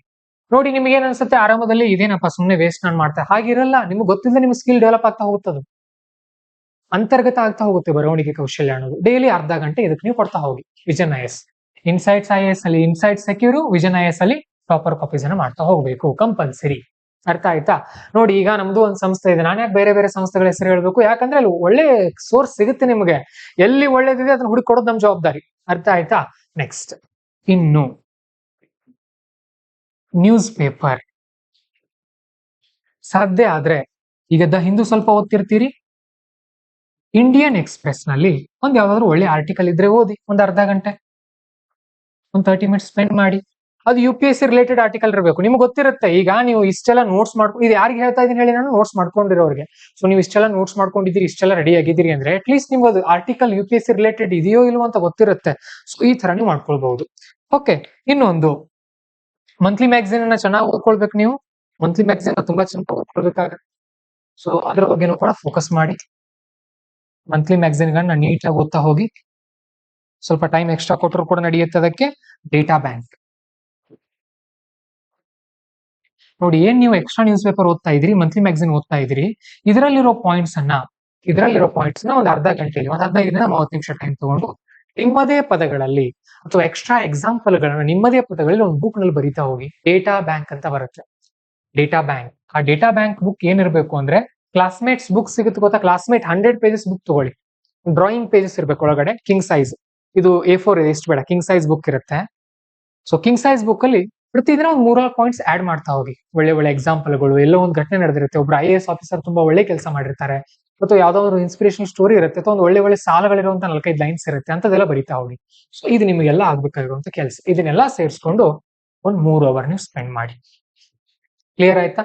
ಸೊ ನೀವು ಈ ತರ ಮಾಡ್ಕೊಂಡು ಹೋದ್ರೆ ಆನ್ಸರ್ ರೈಟಿಂಗು ಡೆವಲಪ್ ಆಗುತ್ತೆ, ಕಂಟೆಂಟು ರೆಡಿ ಆಗುತ್ತೆ, ಆಮೇಲೆ ರಿವಿಷನ್ ಕೂಡ ಮಾಡ್ಕೊಳ್ತೀರಿ, PYQ ಮಾಡ್ತಾ ಇದೀರಿ, ಡೇಟಾ ಬ್ಯಾಂಕ್ ಅಲ್ಲಿ ಕಂಟೆಂಟ್ ರೆಡಿ ಮಾಡ್ಕೊಳ್ತೀರಿ. ಮುಂದಿನ ವರ್ಷ ಈ ಪ್ರಿಲಿಮ್ಸ್ ಮುಗಿಸ್ತೀರಿ. ಪ್ರಿಲಿಮ್ಸ್ ಎಕ್ಸಾಮ್ ಮುಗಿದ ತಕ್ಷಣ answer writing test series join ಆಗೋದು, ಟೆಸ್ಟ್ ಸೀರೀಸ್ ಜಾಯ್ನ್ ಆಗಿ ಟೆಸ್ಟ್ ಗಳನ್ನ ಬರೆಯೋದು, ಆಮೇಲೆ ಮೇನ್ಸ್ ಬರೆಯೋದು, ಪಾಸ್ ಆಗಿಬಿಡ್ತೀರಿ. ಈ ತರನೇ ಮಾಡಿ ಕಂಪಲ್ಸರಿ. ಅದಕ್ಕೆ ನಾನು ನಮ್ಮ 5 ಜನ IAS ಸ್ಟೂಡೆಂಟ್ ಗಳಿಗೆ ಮೊದಲೇ ಹೇಳ್ತಾ ಇದ್ದೆ. ಏನ್ ಹೇಳ್ತಾ ಇದ್ದೆ ಅಂತ ಅಂದ್ರೆ, ನೀವು ಕೋಚಿಂಗ್ ಜಾಯಿನ್ ಆದ ವರ್ಷನೇ, ನೀವ್ ಯಾರು ಕೋಚಿಂಗ್ ಜಾಯಿನ್ ಆಗ್ತಿರಲ್ಲ, ಕೋಚಿಂಗ್ ಜಾಯಿನ್ ಆದ ವರ್ಷನೇ ಇವೆಲ್ಲ ಮೇನ್ಸ್ ನೋಟ್ಸ್ ಮಾಡ್ಕೊಡ್ರಿ ಅಂತ ನಾವು ಹೇಳ್ತಿರ್ತೀವಿ. ಬಸ್ ಬಹಳ ಜನ ಮಾಡಲ್ಲ. ಬಹಳ ಜನ ಏನ್ ಮಾಡ್ತಾರಂದ್ರೆ, ಇಲ್ಲ ಸರ್ ಆಮೇಲೆ ಮಾಡ್ತೀವಿ ಬಿಡ್ರಿ ಅಂತಾರೆ. ಹಾಗೆ ಮಾಡ್ಬಾರ್ದು. ಎಷ್ಟು ಬೇಗ ನೋಟ್ಸ್ ಮಾಡ್ಕೊಳ್ತೀರಿ ಅಷ್ಟು ಬೇಗ ಮುಂದಕ್ಕೆ ಹೋಗ್ತೀರಿ ನೀವು. ಈಗ ಇದನ್ನೆಲ್ಲ ಬಿಟ್ಟು ನೀವು ಅಲ್ಲಿ ಹೋದ್ರಿ ಅನ್ಕೊಡ್ರಿ, ಈಗ ಇದು ಯಾರಿಗೆ ನಾನು ಹೇಳಿದೆ ಅಂದ್ರೆ, ಈಗ ಮೇನ್ಸ್ ನೋಟ್ಸ್ ಮಾಡ್ಕೊಂಡಿರೋರಿಗೆ, ಅದನ್ನ ಬಿಟ್ಟು ಇಲ್ಲಿ ಬರೋಕ್ ಆಗಲ್ಲ. ಅದನ್ನ ಬಿಟ್ಟು ನೀವು ಇಲ್ಲಿಗೆ ಬರೋಕ್ ಆಗಲ್ಲ. ಇನ್ನೂ ಏನಾದ್ರು ಎಕ್ಸ್ಟ್ರಾ ಪಾಯಿಂಟ್ಸ್ ಇದ್ರೆ ನೀವು ಆಡ್ ಮಾಡ್ಕೊಳ್ಳಿ. ಒಳ್ಳೆ ಸರ್ಗಳು ಮತ್ತೆ ಎಲ್ಲಾದ್ರೂ ಏನಾದ್ರು ಪಾಯಿಂಟ್ಸ್ ನಿಮ್ಗೆ ಹೇಳಿದ್ರೆ ನೀವು ಅದನ್ನ ರೆಫರ್ ಮಾಡ್ಕೊಳ್ಬಹುದು. ಅರ್ಥ ಆಯ್ತಾ? ಸೊ ಹಾಗೇನೆ ಇನ್ನೂ ಒಂದು ಪಾಯಿಂಟ್ಸ್ ನಾನು ಇಲ್ಲಿ ಮತ್ತೆ ನಿಮಗೆ, ಶೂನ್ಯ IAS ಎಥಿಕ್ಸ್ ಬುಕ್ಸ್ ನೀವು ಕೂಡ ಓದ್ಕೊಳ್ಳಿ. ಮತ್ತೆ ಇನ್ನೊಂದು ನಮ್ಮ 5 ಜನ IAS ಪ್ರಬಂಧ ನಿಧಿ ಅಂತ ಒಂದು ಬುಕ್ ಬರುತ್ತೆ ಇನ್ನೊಂದು ಕೆಲವೇ ದಿನಗಳಲ್ಲಿ. ಪ್ರಬಂಧ ನಿಧಿ ಅಂತ ಒಂದು ಬುಕ್ ಬರ್ತಾ ಇದೆ. ನೀವು ಇಂಗ್ಲಿಷ್ ಮೀಡಿಯಂ ನಲ್ಲಿ ಬರೀತಾ ಇದ್ರು ಅಥವಾ ಕನ್ನಡದಲ್ಲಿ ಮೀಡಿಯಂ ನಲ್ಲಿ ಬರೀತಾ ಇದ್ರು ಕೂಡ ಒಳ್ಳೆ ಒಳ್ಳೆ ಎಕ್ಸಾಂಪಲ್ ಸಿಗುತ್ತೆ ನಿಮಗೆ. ಸುಮಾರು 400 ಪುಟಗಳ ಪುಸ್ತಕ ಇದೆ, ತುಂಬಾ ಚೆನ್ನಾಗಿದೆ, ಸಿಕ್ಕಾಪಟ್ಟೆ ಒಳ್ಳೆ ಕಂಟೆಂಟ್ ಇದೆ, ನಿಮಗೆ ಬಹಳಷ್ಟು ಯೂಸ್ ಆಗುತ್ತೆ. ಇನ್ನೊಂದು ಖರೀದಿ ಮಾಡ್ಕೊಂಡು ಡೈಲಿ ಒಂದು 10 ಪೇಜ್ ಓದ್ತಾ ಹೋಗಿ. ಡೈಲಿ ಒಂದು 10 to 20 ಪೇಜ್ ನೀವು ಓದ್ತಾ ಹೋದ್ರೆ ಇಲ್ಲೂ ಕೂಡ ಬಹಳಷ್ಟು ಕಂಟೆಂಟ್ ನಿಮಗೆ ರೆಡಿ ಆಗುತ್ತೆ. ಸೊ ಇದಿಷ್ಟು ಯಾವ್ದ್ರ ಬಗ್ಗೆ ಆಯ್ತು ಅಂತ ಅಂದ್ರೆ, ಕರೆಂಟ್ ಅಫೇರ್ಸ್ ಬಗ್ಗೆ ಆಯ್ತು, GS ಬಗ್ಗೆ ಆಯ್ತು. ಈಗ ಆಪ್ಷನಲ್ ಕಡೆಗೆ ಬರೋಣ. ನಾವು ಇನ್ ಕೊನೆಗೆ ಉಳಿದಿರೋದು ನಮಗೆ 3 ಅವರ್ ಅಲ್ಲಿ 3-4 ಅವರ್ ಆಪ್ಷನಲ್ ಏನು ಮಾಡಬೇಕು. ಆಪ್ಷನಲ್ ಮತ್ತೆ 2 ಕ್ಯಾಟಗರಿ ವಿದ್ಯಾರ್ಥಿಗಳಿದ್ದಾರೆ. ಯಾರು ಈಗಾಗಲೇ ಕ್ಲಾಸ್ ಕೇಳಿರೋರು, ಕ್ಲಾಸ್ ಡನ್. ಈಗ ಇನ್ನು ಕ್ಲಾಸ್ ನಾಟ್ ಕಂಪ್ಲೀಟೆಡ್, ಇನ್ನು ಜಾಯಿನ್ ಆಗಿಲ್ಲ, ಕೆಲವೊಬ್ರು ಮುಗಿಸ್ಕೊಂಡಿರೋರು. ಯಾರ ಕ್ಲಾಸಸ್ ಜಾಯಿನ್ ಆಗಿಲ್ಲ, ಇನ್ನು ಆಪ್ಷನಲ್ ಮುಗಿಸ್ಕೊಂಡಿಲ್ಲ, ಮತ್ತೆ ನೀವು ನೋಡಿ ಮೊದಲನೇದಾಗಿ ನಿಮ್ದು GS ಪ್ರಿಲಿಮ್ಸ್ ಪ್ಲಸ್ ಮೇನ್ಸ್ ಎಲ್ಲ ಸ್ಟ್ರಾಂಗ್ ಇದೆ ಸರ್. ನಂದು ಇಂಗ್ಲಿಷ್ ಕೂಡ ಚೆನ್ನಾಗಿದೆ, ಮತ್ತೆ ನನ್ನ ಏಜ್ ಒಂದು 25-26 ಇದೆ ಅನ್ನೋದಿದ್ರೆ ನೀವು ಆಪ್ಷನಲ್ ಚೂಸ್ ಮಾಡ್ಕೊಳ್ಳಿ. ಮತ್ತೆ ನಿಮ್ಮ ಏಜ್ ಇನ್ನು 21, 22, 23 ಇದ್ದು ನೀವು ಇನ್ನೂ ಪ್ರಿಲಿಮ್ಸ್ ನಂದು ಸ್ಟ್ರಾಂಗ್ ಇಲ್ಲ ಸರ್, ಮೇನ್ಸ್ GS ಕೂಡ ಮಾಡ್ಕೊಂಡಿಲ್ಲ ಅಂದ್ರೆ ನೀವೇನ್ ಮಾಡಿ, ದಯವಿಟ್ಟು ಆಪ್ಷನಲ್ ಅನ್ನ ಈ ವರ್ಷನ ಸ್ಕಿಪ್ ಮಾಡಿ. ನೀವಿನ್ನೂ ವೀಕ್ ಇದ್ರೆ GS ಅಲ್ಲಿ, ಇಲ್ಲ ನಾನು GS ಎಲ್ಲ ಚೆನ್ನಾಗಿ ಮಾಡ್ಕೊಂಡಿದ್ದೀನಿ ಸರ್, ಪ್ರಿಲಿಮ್ಸ್ ನೋಟ್ಸ್ ರೆಡಿ ಇದೆ ನಂದು, GS ಮೇನ್ಸ್ ನೋಟ್ರು ಕೂಡ ನಾನು ಮಾಡ್ಕೊಳ್ತೀನಿ, ಏನು ಭಯ ಇಲ್ಲ, ನಾನು ಆಪ್ಷನಲ್ ಚೂಸ್ ಮಾಡ್ಕೊಳ್ತೀನಿ ಅಂದ್ರೆ ಚೂಸ್ ಮಾಡ್ಕೊಳ್ಳಿ. ಒಂದು ಮಾತು ಹೇಳ್ತೀನಿ ನಿಮ್ಗೆ, ಆಪ್ಷನಲ್ ಚೂಸ್ ಮಾಡ್ಕೊಳ್ಳುವಾಗ ಒಂದು ತಿಂಗಳ ಟೈಮ್ ತಗೊಳ್ಳಿ, ಬಟ್ ಚೇಂಜ್ ಮಾಡಬಾರ್ದು ಅದನ್ನ. ಆಮೇಲೆ ನಾನು ನೋಡಿದೀನಿ ಬಹಳ ವಿದ್ಯಾರ್ಥಿಗಳು ಮೊದಲು ಕನ್ನಡ ಲಿಟರೇಚರ್ ತಗೊಳ್ತಾರೆ, ಆಮೇಲೆ ಆಂಥ್ರೋಪಾಲಜಿ ಹೋಗ್ತಾರೆ, ಆಂಥ್ರೋಪಾಲಜಿ ಬಿಡ್ತಾರೆ, PSIR ಬರ್ತಾರೆ, PSIR ಬಿಡ್ತಾರೆ, ಸೋಶಿಯಾಲಜಿ. ಇದು ಹುಡುಗಾಟ ಅಲ್ಲ. ನಿಮ್ ದುಡ್ಡು ಟೈಮ್ ಎರಡು ವೇಸ್ಟ್ ಆಗುತ್ತೆ. ಈಗ ನಾನು 2018ರಲ್ಲಿ ಮೊದಲೇ ಫಿಕ್ಸ್ ಆಗಿದ್ದೆ. ನಾನು ನಿಜ ಹೇಳ್ತೀನಿ ನಿಮ್ಗೆ, ನಾನು 2013ರಲ್ಲಿ PUC ಇದ್ದಾಗಲೇ ಡಿಸೈಡ್ ಆಗಿದ್ದೆ. ಅವಾಗ 2 ಆಪ್ಷನಲ್ ಇರ್ತಾ ಇತ್ತು, ಒಂದು ಫಿಸಿಕ್ಸ್ ಮತ್ತೊಂದು ಕನ್ನಡ ಲಿಟರೇಚರ್ ಅಂತ ಆಗ್ಲೇ ಫಿಕ್ಸ್ ಆಗಿದ್ದೆ ನಾನು. ಆಮೇಲೆ UPSC 2 ಆಪ್ಷನ್ ತೆಗಿತು, ಒಂದೇ ಆಪ್ಷನ್ ಇಟ್ಕೊಳ್ತು, ಅವಾಗ ನಾನು ಕನ್ನಡ ಲಿಟರೇಚರ್ಗೆ ಬಂದೆ. ಇಲ್ಲಿವರೆಗೂ ಚೇಂಜ್ ಇಲ್ಲ. ಕನ್ನಡ ಲಿಟರೇಚರ್ ಯಾವ ಲೆವೆಲ್ಗೆ ಓದಿದ್ವಿ ಅಂದ್ರೆ ನಾವೇ ಟೀಚ್ ಮಾಡಿದ್ವಿ ಅದನ್ನ. ಹಾಗಿರ್ಬೇಕು. ನಿಮಗೆ ಆಪ್ಷನಲ್ ಸಬ್ಜೆಕ್ಟ್ ಮೇಲೆ ಪ್ರೀತಿ ಇರಬೇಕು, ಹೇಗೆ ಕೊಟ್ಟರು ನಾನು ಬರೀತೀನಿ ಅನ್ನೋದಿರ್ಬೇಕು. ಸ್ಕೋರ್ ಮಾಡೋದಲ್ಲ, ನಿಮಗೆ ಇಂಟ್ರೆಸ್ಟ್ ಇತ್ತು ಅನ್ಕೊಡ್ರಿ ಆ ಸಬ್ಜೆಕ್ಟ್ ಅಲ್ಲಿ. ಆಮೇಲೆ ನಿಮಗೆ ಗೈಡರ್ ಇರ್ಬೇಕು. ಮತ್ತೆ ವಿದೌಟ್ ಗೈಡೆನ್ಸ್ ಆಗಲ್ಲ. ಈಗ ಕೆಲವೊಬ್ರು ಮೆಡಿಕಲ್ ಸೈನ್ಸ್ ತಗೊಳ್ತೀನಿ ಅಂತಾರೆ, ಕೆಲವೊಬ್ರು ಮ್ಯಾಥ್ಸ್ ತಗೊಳ್ತೀನಿ ಅಂತಾರೆ. ನಿಮ್ಗೆ ಗೈಡರ್ ಇರಬೇಕು, ಒಬ್ರು ಕೋಚ್ ಇರಬೇಕು, ಮತ್ತೆ ಆ PYQ ಗಳು ಸಿಗ್ತಾ ಇರಬೇಕು ಆ ಸಬ್ಜೆಕ್ಟ್ ಅದ್ದು. ಯಾರಾದ್ರೂ ಒಬ್ರು ಸ್ಟೂಡೆಂಟ್ ನಿಮ್ ಜೊತೆ ಅದ್ರ ಜೊತೆ ಡಿಸ್ಕಸ್ ಮಾಡೋರು ಇರಬೇಕು. ಅಂತ ಸಬ್ಜೆಕ್ಟ್ ನ ಚೂಸ್ ಮಾಡಬೇಕು, ಗಡಿಬಿಡಿ ಮಾಡಬಾರ್ದು. ಸಮಾಧಾನವಾಗಿ ಟೈಮ್ ತಗೊಂಡು ಚೂಸ್ ಮಾಡ್ಕೊಳ್ಳಿ ಆಪ್ಷನ್ ಅನ್ನ. ಇನ್ನು ಆಪ್ಷನ್ ಚೂಸ್ ಮಾಡ್ಕೊಂಡ್ರಿ ಅನ್ಕೊಳ್ಳೋಣ. ಈಗ ಉದಾಹರಣೆ ಕನ್ನಡ ಲಿಟರೇಚರ್ ಒಬ್ಬ ವಿದ್ಯಾರ್ಥಿ ಚೂಸ್ ಮಾಡ್ಕೊಂಡ್ರು, ಏನ್ ಮಾಡ್ಬೇಕಾಗತ್ತೆ? ಕ್ಲಾಸ್ ಕೇಳಬೇಕಾಗತ್ತೆ. ಡೈಲಿ 2 ಅವರ್, ಅಂದಾಜು 150 ಅವರ್ಸ್ ಇರುತ್ತೆ. ಸುಮಾರು 90 ಡೇಸ್ ಬೇಕಾಗುತ್ತೆ ಕನ್ನಡ ಲಿಟರೇಚರ್ ಕ್ಲಾಸ್ ಕೇಳಿ ಮುಗಿಸ್ಕೊಳ್ಳೋಕೆ. 2 ಅವರ್ ಕ್ಲಾಸ್ ಕೇಳ್ತಾ ಹೋದ್ರೆ, ಸೊ ಕ್ಲಾಸ್ ಕೇಳ್ಕೊಂಡು ಅವತ್ತೇ ನೋಟ್ಸ್ ನ ಓದ್ಕೊಳ್ಬೇಕಾಗತ್ತೆ. ಆಮೇಲೆ ಸ್ಟ್ಯಾಂಡರ್ಡ್ ಬುಕ್ಸ್ ಅನ್ನ ಓದ್ಕೊಳ್ಬೇಕಾಗತ್ತೆ. At least 2 hours self study ಮಾಡ್ಬೇಕಾಗತ್ತೆ ಪ್ರತಿದಿನ. ಓಕೆ, ಆಮೇಲೆ ವ್ಯಾಲ್ಯೂ ಎಡಿಷನ್, ಏನ್ ಕರೆಂಟ್ ಅಫೇರ್ಸ್ ಎಲ್ಲ ಬರ್ತಾ ಇರುತ್ತಲ್ಲ, ಸೊ ಆ ತರ. ನಿಮ್ಮ ಗುರಿ ಏನು? ನೀವಿನ್ನು ಬಿಗಿನರ್ಸ್ ಇದೀರಿ ಆಪ್ಷನ್ ಅಲ್ಲಿ ಅಂದ್ರೆ ನಿಮ್ಗೇನ್ 120 ದಿನ ಇದೆಯಲ್ಲ, ಸೊ ಈ 120 ದಿನದಲ್ಲಿ ಒಂದ್ ರೌಂಡ್ ನೀಟ್ ಆಗಿ ಕ್ಲಾಸ್ ಕೇಳ್ಕೊಳ್ಳು. ಒಂದೇ ಟೈಮ್ ಕೇಳ್ಕೊಳ್ಳಿ ಕ್ಲಾಸ್ ಫೈನಲ್, ಅದ್ರ ನಂತರ ಮತ್ತೆ ಕ್ಲಾಸ್ ಕೇಳೋ ಹಾಗಿಲ್ಲ. ಆಮೇಲೆ ಅವತ್ತೇ ನೋಟ್ಸ್ ಗಳನ್ನ ಓದ್ಕೊಳ್ಬೇಕು. ಶಾರ್ಟ್ ನೋಟ್ಸ್ ಏನ್ ಅವಾಗ ಮಾಡ್ಕೊಳ್ಳೋ ಅಗತ್ಯ ಇಲ್ಲ, ಆಪ್ಷನ್ ನಿಮ್ಗೆ ಅಷ್ಟು ಟೈಮ್ ಸಾಕಾಗೋದಿಲ್ಲ. ಹೆಚ್ಚು ಏನ್ ನಿಮ್ ಸರ್ ಕ್ಲಾಸ್ ನೋಟ್ಸ್ ಕೊಡ್ತಾರೆ, ಎಕ್ಸ್ಟ್ರಾ ಸ್ಟ್ಯಾಂಡರ್ಡ್ ಬುಕ್ಸ್ ಇರುತ್ತೆ, ಅದನ್ನ ಓದ್ಕೊಂಡು ಅಂಡರ್ಲೈನ್ ಮಾಡ್ಕೊಂಡು ರೆಡಿಯಾಗಿ ಇಟ್ಕೊಳ್ಳೋದು. ಹೈಲೈಟರ್ ನಿಂದ ರೆಡ್ ಪೆನ್ ನಿಂದ ಹೈಲೈಟ್ ಮಾಡಿ ರೆಡಿಯಾಗಿ ಇಟ್ಕೊಳ್ಳೋದು ನಿಮ್ ಕೆಲಸ. ಅರ್ಥ ಆಯ್ತಾ? ಸೊ ಇದಿಷ್ಟು ಒಂದ್ ರೌಂಡ್ ಆದ್ರೂ ಕಂಪಲ್ಸರಿ ಮುಗಿದಿರ್ಬೇಕು, ನೀಟಾಗಿ ಮುಗಿದಿರ್ಬೇಕು. ಇದಿಷ್ಟು. ಇನ್ನು ಸರ್ ನಮ್ದು ಕ್ಲಾಸ್ ಮುಗಿದಿದೆ, ಮತ್ತೆ ನೋಟ್ಸ್ ಸ್ಟ್ಯಾಂಡರ್ಡ್ ಬುಕ್ಸ್ ಎಲ್ಲ ನಾವು ಈಗಾಗಲೇ ಓದ್ಕೊಂಡಿದೀವಿ. ಈಗ ನಾವೇನ್ ಮಾಡೋಣ? ನೀವೇನ್ ಮಾಡ್ರಿ ಅಂದ್ರೆ ಸಿಂಪಲ್ ಆಗಿ ಹೇಳ್ಬಿಡ್ತೀನಿ ನಾನು. 2011ರಿಂದ 2025 ಎಷ್ಟು ವರ್ಷ? 15 ವರ್ಷ. 15 ಇಂಟು ಪ್ರತಿ ವರ್ಷ 40 ಪ್ರಶ್ನೆಗಳು, ಸುಮಾರು 600 PYQ ಗಳಿದೆ. ಹೌದಲ್ವಾ? 600 PYQ. ಪ್ರತಿದಿನ 5 PYQ ಗಳಿಗೆ ನೀವೇ ಆನ್ಸರ್ ಬರೀರಿ. 5 ಇಂಟು 120 600. ಸೊ 600 PYQ ಗಳಿಗೆ ಆನ್ಸರ್ ರೆಡಿ ಆಗತ್ತೆ ನಿಮ್ದು. ಸೊ ಇಲ್ಲಿ ಏನ್ ಮಾಡ್ರಿ, PYQ ಬರೆಯುವಾಗ ಟೈಮ್ ವೇಸ್ಟ್ ಬೇಕಾಗುತ್ತೆ ಸುಮಾರು 5 ಪ್ರಶ್ನೆಗೆ ಉತ್ತರ ಬರೆಯೋಕೆ. ನನ್ನ ಪ್ರಕಾರ ನೀವು ಆಪ್ಷನಲ್ಗೆ 5 ಪ್ರಶ್ನೆಗಳಿಗೆ ಉತ್ತರ ಬರೆಯೋಕೆ ಸುಮಾರು 1 ಅವರ್ 30 ಮಿನಿಟ್ಸ್ ಆದ್ರೂ ಬೇಕಾಗತ್ತೆ. ಗಡಿಬಿಡಿಯಲ್ಲಿ ಬರಿಬೇಡಿ, ಕಂಟೆಂಟ್ ರೆಡಿ ಮಾಡ್ಕೊಳ್ಳಿ ಇಲ್ಲಿ. ಓಕೆ, ಕಂಟೆಂಟ್ ರೆಡಿ ಮಾಡ್ಕೊಳ್ಳಿ. ಕಂಟೆಂಟ್ ರೆಡಿ ಮಾಡ್ಕೊಳ್ಳೋದ್ರೆ ಯಾವ ತರ? ಫುಲ್ ಸೆಂಟೆನ್ಸಸ್ ಬರಿಬೇಡಿ, ಈ ವರ್ಡ್ಸ್ ತರ ಶಾರ್ಟ್ ನೋಟ್ಸ್ ಬರೀರಿ. ನಿಮ್ಗೆ ಡಿ.ಕೆ. ಬಾಲಾಜಿ ಸರ್ ನೋಟ್ಸ್ ಕಾರಣ ನಮ್ಮಲ್ಲಿ ಕ್ಲಾಸ್ ಜಾಯ್ನ್ ಆಗಿದ್ರೆ ನಿಮ್ಗೆ ಐಡಿಯಾ ಸಿಗುತ್ತೆ. ಇಲ್ಲಿ ಆನ್ಸರ್ ಅನ್ನ ಯಾವ ತರ ಬರೀರಿ ಅಂದ್ರೆ ಶಾರ್ಟ್ ನೋಟ್ಸ್ ತರ ಆನ್ಸರ್ ಅನ್ನ ಬರ್ಕೊಡ್ರಿ. ಅರ್ಥ ಆಯ್ತಾ? ಸೊ 1 ಅವರ್ 30 ಮಿನಿಟ್ಸ್ ಬೇಕಾಗತ್ತೆ ನಿಮ್ಗೆ ಇಲ್ಲಿ. 15-4 ಅಂದ್ರೆ ಒಂದು ಪ್ರಶ್ನೆಗೆ ಸುಮಾರು ಒಂದು 20 ನಿಮಿಷದವರೆಗೂ ಟೈಮ್ ಇಲ್ಲಿ ಸ್ಪೆಂಡ್ ಮಾಡ್ಬೇಕಾಗತ್ತೆ. ಇಲ್ಲ ಸರ್ ನನ್ನ ಪರವಾಗಿಲ್ಲ 2 ಅವರ್ ಆದ್ರೂ ಕೂಡ ಏನ್ ತಪ್ಪಿಲ್ಲ, 2 ಅವರ್ ಆದ್ರೂ ಬರೀರಿ, ನೋ ಪ್ರಾಬ್ಲಮ್. 5 ಪ್ರಶ್ನೆ ನೀಟಾಗಿ ರೆಡಿ ಆಗುತ್ತೆ, ಕಂಟೆಂಟ್ ನೀವು ಬಳಿ ರೆಡಿ ಆಗುತ್ತೆ.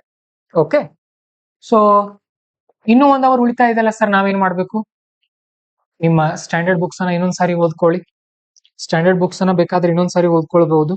ಸೊ ಇಲ್ಲೇ ನೋಟ್ಸ್ ರೆಡಿ ಆಗುತ್ತೆ ನಿಮ್ದು, ಮತ್ತೆ ಎಕ್ಸ್ಟ್ರಾ ನೋಟ್ಸ್ ಏನ್ ಮಾಡ್ಕೊಳ್ಳೋ ಹೋಗತ್ತೆ ಅಲ್ಲ, ಇದೇ ನೋಟ್ಸ್ ರೆಡಿ ಆಗ್ತಾ ಹೋಗುತ್ತೆ ನಿಮ್ಗೆ ಗೊತ್ತಿಲ್ಲ. ಅರ್ಥ ಆಯ್ತಾ?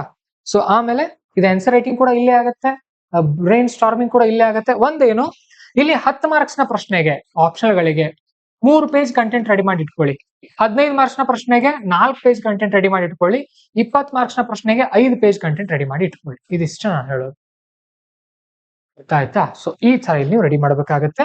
ಮತ್ತೆ ಇಲ್ಲಿ ಎಕ್ಸ್ಟ್ರಾ ಅದೇನ್ ಸ್ಟ್ಯಾಂಡರ್ಡ್ ಬುಕ್ಸ್ ಎಲ್ಲ ಓದಿರೋದಿಲ್ವಲ್ಲ, ಅವನ್ನೆಲ್ಲ ಓದ್ಕೊಳ್ರಿ. ಮತ್ತೆ ಪೀರ್ ಗ್ರೂಪ್ ಮಾಡ್ಕೊಳ್ಳಿ. ಗ್ರೂಪ್ಸ್ ಬೇಕು, ಫ್ರೆಂಡ್ಸ್ ಬೇಕಾಗ್ತಾರೆ ನಿಮಗೆ. ಫ್ರೆಂಡ್ಸ್ ಗ್ರೂಪ್ ಮಾಡ್ಕೊಂಡು ಒಬ್ರಿಗೊಬ್ರು ಆನ್ಸರ್ ಗಳನ್ನ ಕಳ್ಸ್ಕೊಳ್ಳಿ, ಇವ್ಯಾಲ್ಯೂಯೇಷನ್ ಮಾಡ್ಕೊಳ್ಳಿ. ಓಕೆ, ಹಾಗೇನೆ ನೀವು ಏನ್ ನೋಟ್ಸ್ ಮಾಡಿದ್ರೆ ಅದೆಲ್ಲ ಮತ್ತೆ ರಿವಿಷನ್. ಇದು ಆನ್ಸರ್ ಹೇಗ್ ಬರಿಬೇಕು? ಈ ಆನ್ಸರ್ ಗಳನ್ನ 5 ಕ್ವಶನ್ ಗಳನ್ನ ನಿಮ್ ನೋಟ್ಸ್ ಓದ್ಕೊಂಡೇ ಬರಿಬೇಕು. ಮತ್ತೆ ಇಲ್ಲಿ ಹೇಗ್ ಹೋಗಿ ಅಂದ್ರೆ ಸಬ್ಜೆಕ್ಟ್ ವೈಸ್ ಪಂಪ್ ಅಂತ ಅಂದ್ರೆ ಪಂಪ್ ನ ಎಲ್ಲಾ ಪ್ರಶ್ನೆಗಳನ್ನ ಮುಗಿಸ್ಕೊಳ್ಳೋದು. 2011ರಿಂದ 25 ಮಾಡ್ಕೊಳ್ಳಿ, ನೀಟಾಗಿ ಸಾಕು. ಉಳಿದಿರೋದೆಲ್ಲ ನೋಟ್ಸ್ ಅಲ್ಲಿ ಓದ್ಕೊಂಡಿರ್ತೀರಿ. ಇದಿಷ್ಟು ನೀಟಾಗಿ ಮಾಡ್ಕೊಳ್ತಾ ಬನ್ನಿ. ಈ ಕಡೆ ಆರಾಮಾಗಿ ನೋಟ್ಸ್ ರೆಡಿ ಆಗತ್ತೆ, ರಿವಿಷನ್ ಆಗತ್ತೆ, ಆನ್ಸರ್ ರೈಟಿಂಗ್ ಆಗತ್ತೆ ನಿಮ್ದು.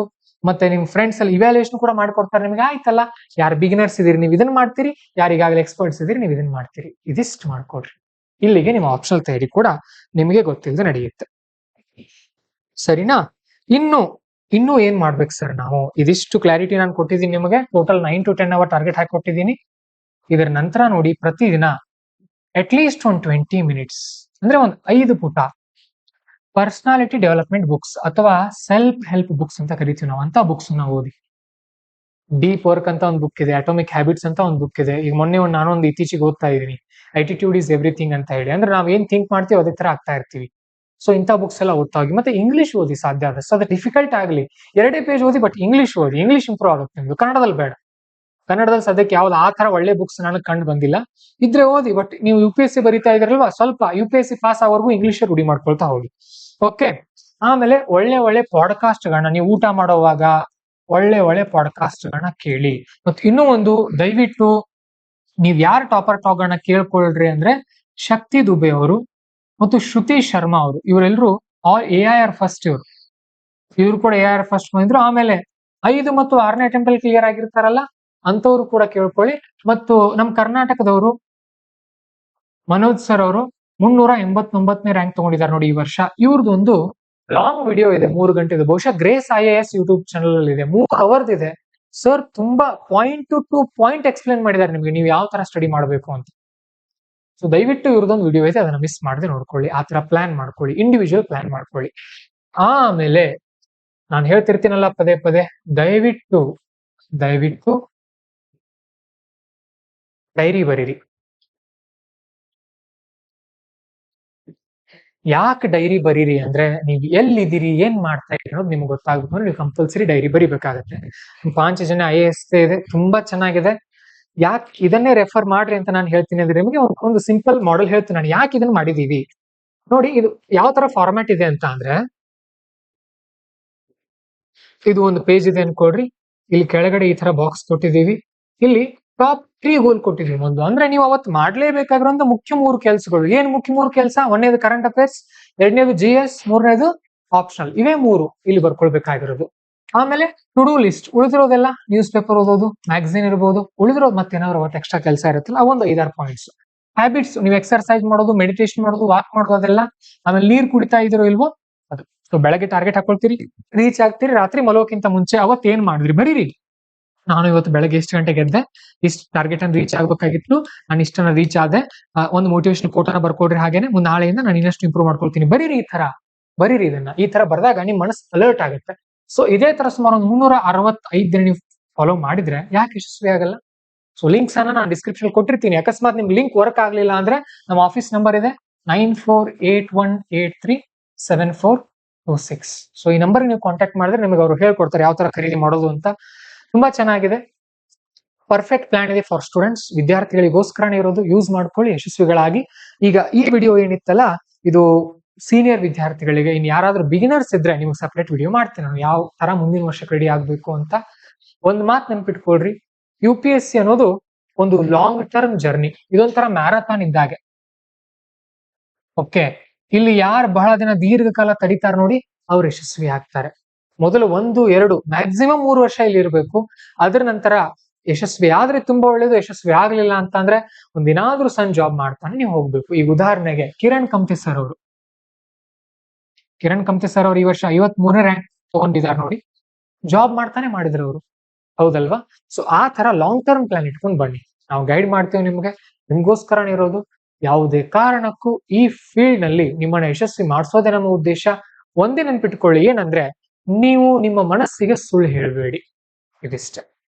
ಏನು ನಿಮ್ಮ ಮನಸ್ಸಿಗೆ ಸುಳ್ಳು ಹೇಳ್ಬೇಡಿ ಅಂದ್ರೆ, ನೀವು 10 ಅವರ್ ಟಾರ್ಗೆಟ್ ಹಾಕೊಂಡು ಅವತ್ 7 ಅವರ್ ಓದಿದ್ರು ಪರವಾಗಿಲ್ಲ, ನೀವು ಯಶಸ್ವಿ ಆಗ್ತೀರಿ.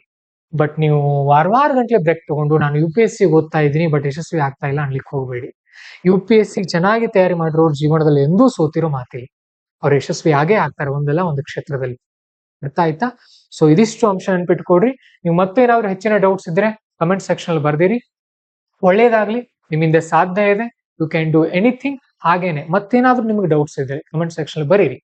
ಓಕೆ, ಸೊ ಯಾರು ಮುಂದಿನ ವರ್ಷಕ್ಕೆ ತಯಾರಿ ಮಾಡ್ತಾ ಇದ್ದೀರಿ, ಸೊ ಒಂದ್ಸಾರಿ 2027 ಟಾಪ್ ರ್ಯಾಂಕ್ ಅಂತ ಕಮೆಂಟ್ ಸೆಕ್ಷನ್ ಬರ್ದಿರಿ. ನಿಮಗೆ ಗೊತ್ತಿಲ್ಲ, ನಿಮ್ ಸಬ್ ಕಾನ್ಶಿಯಸ್ ಮೈಂಡ್ ಅಲ್ಲಿ ಅದು ಫೀಡ್ ಆಗುತ್ತೆ.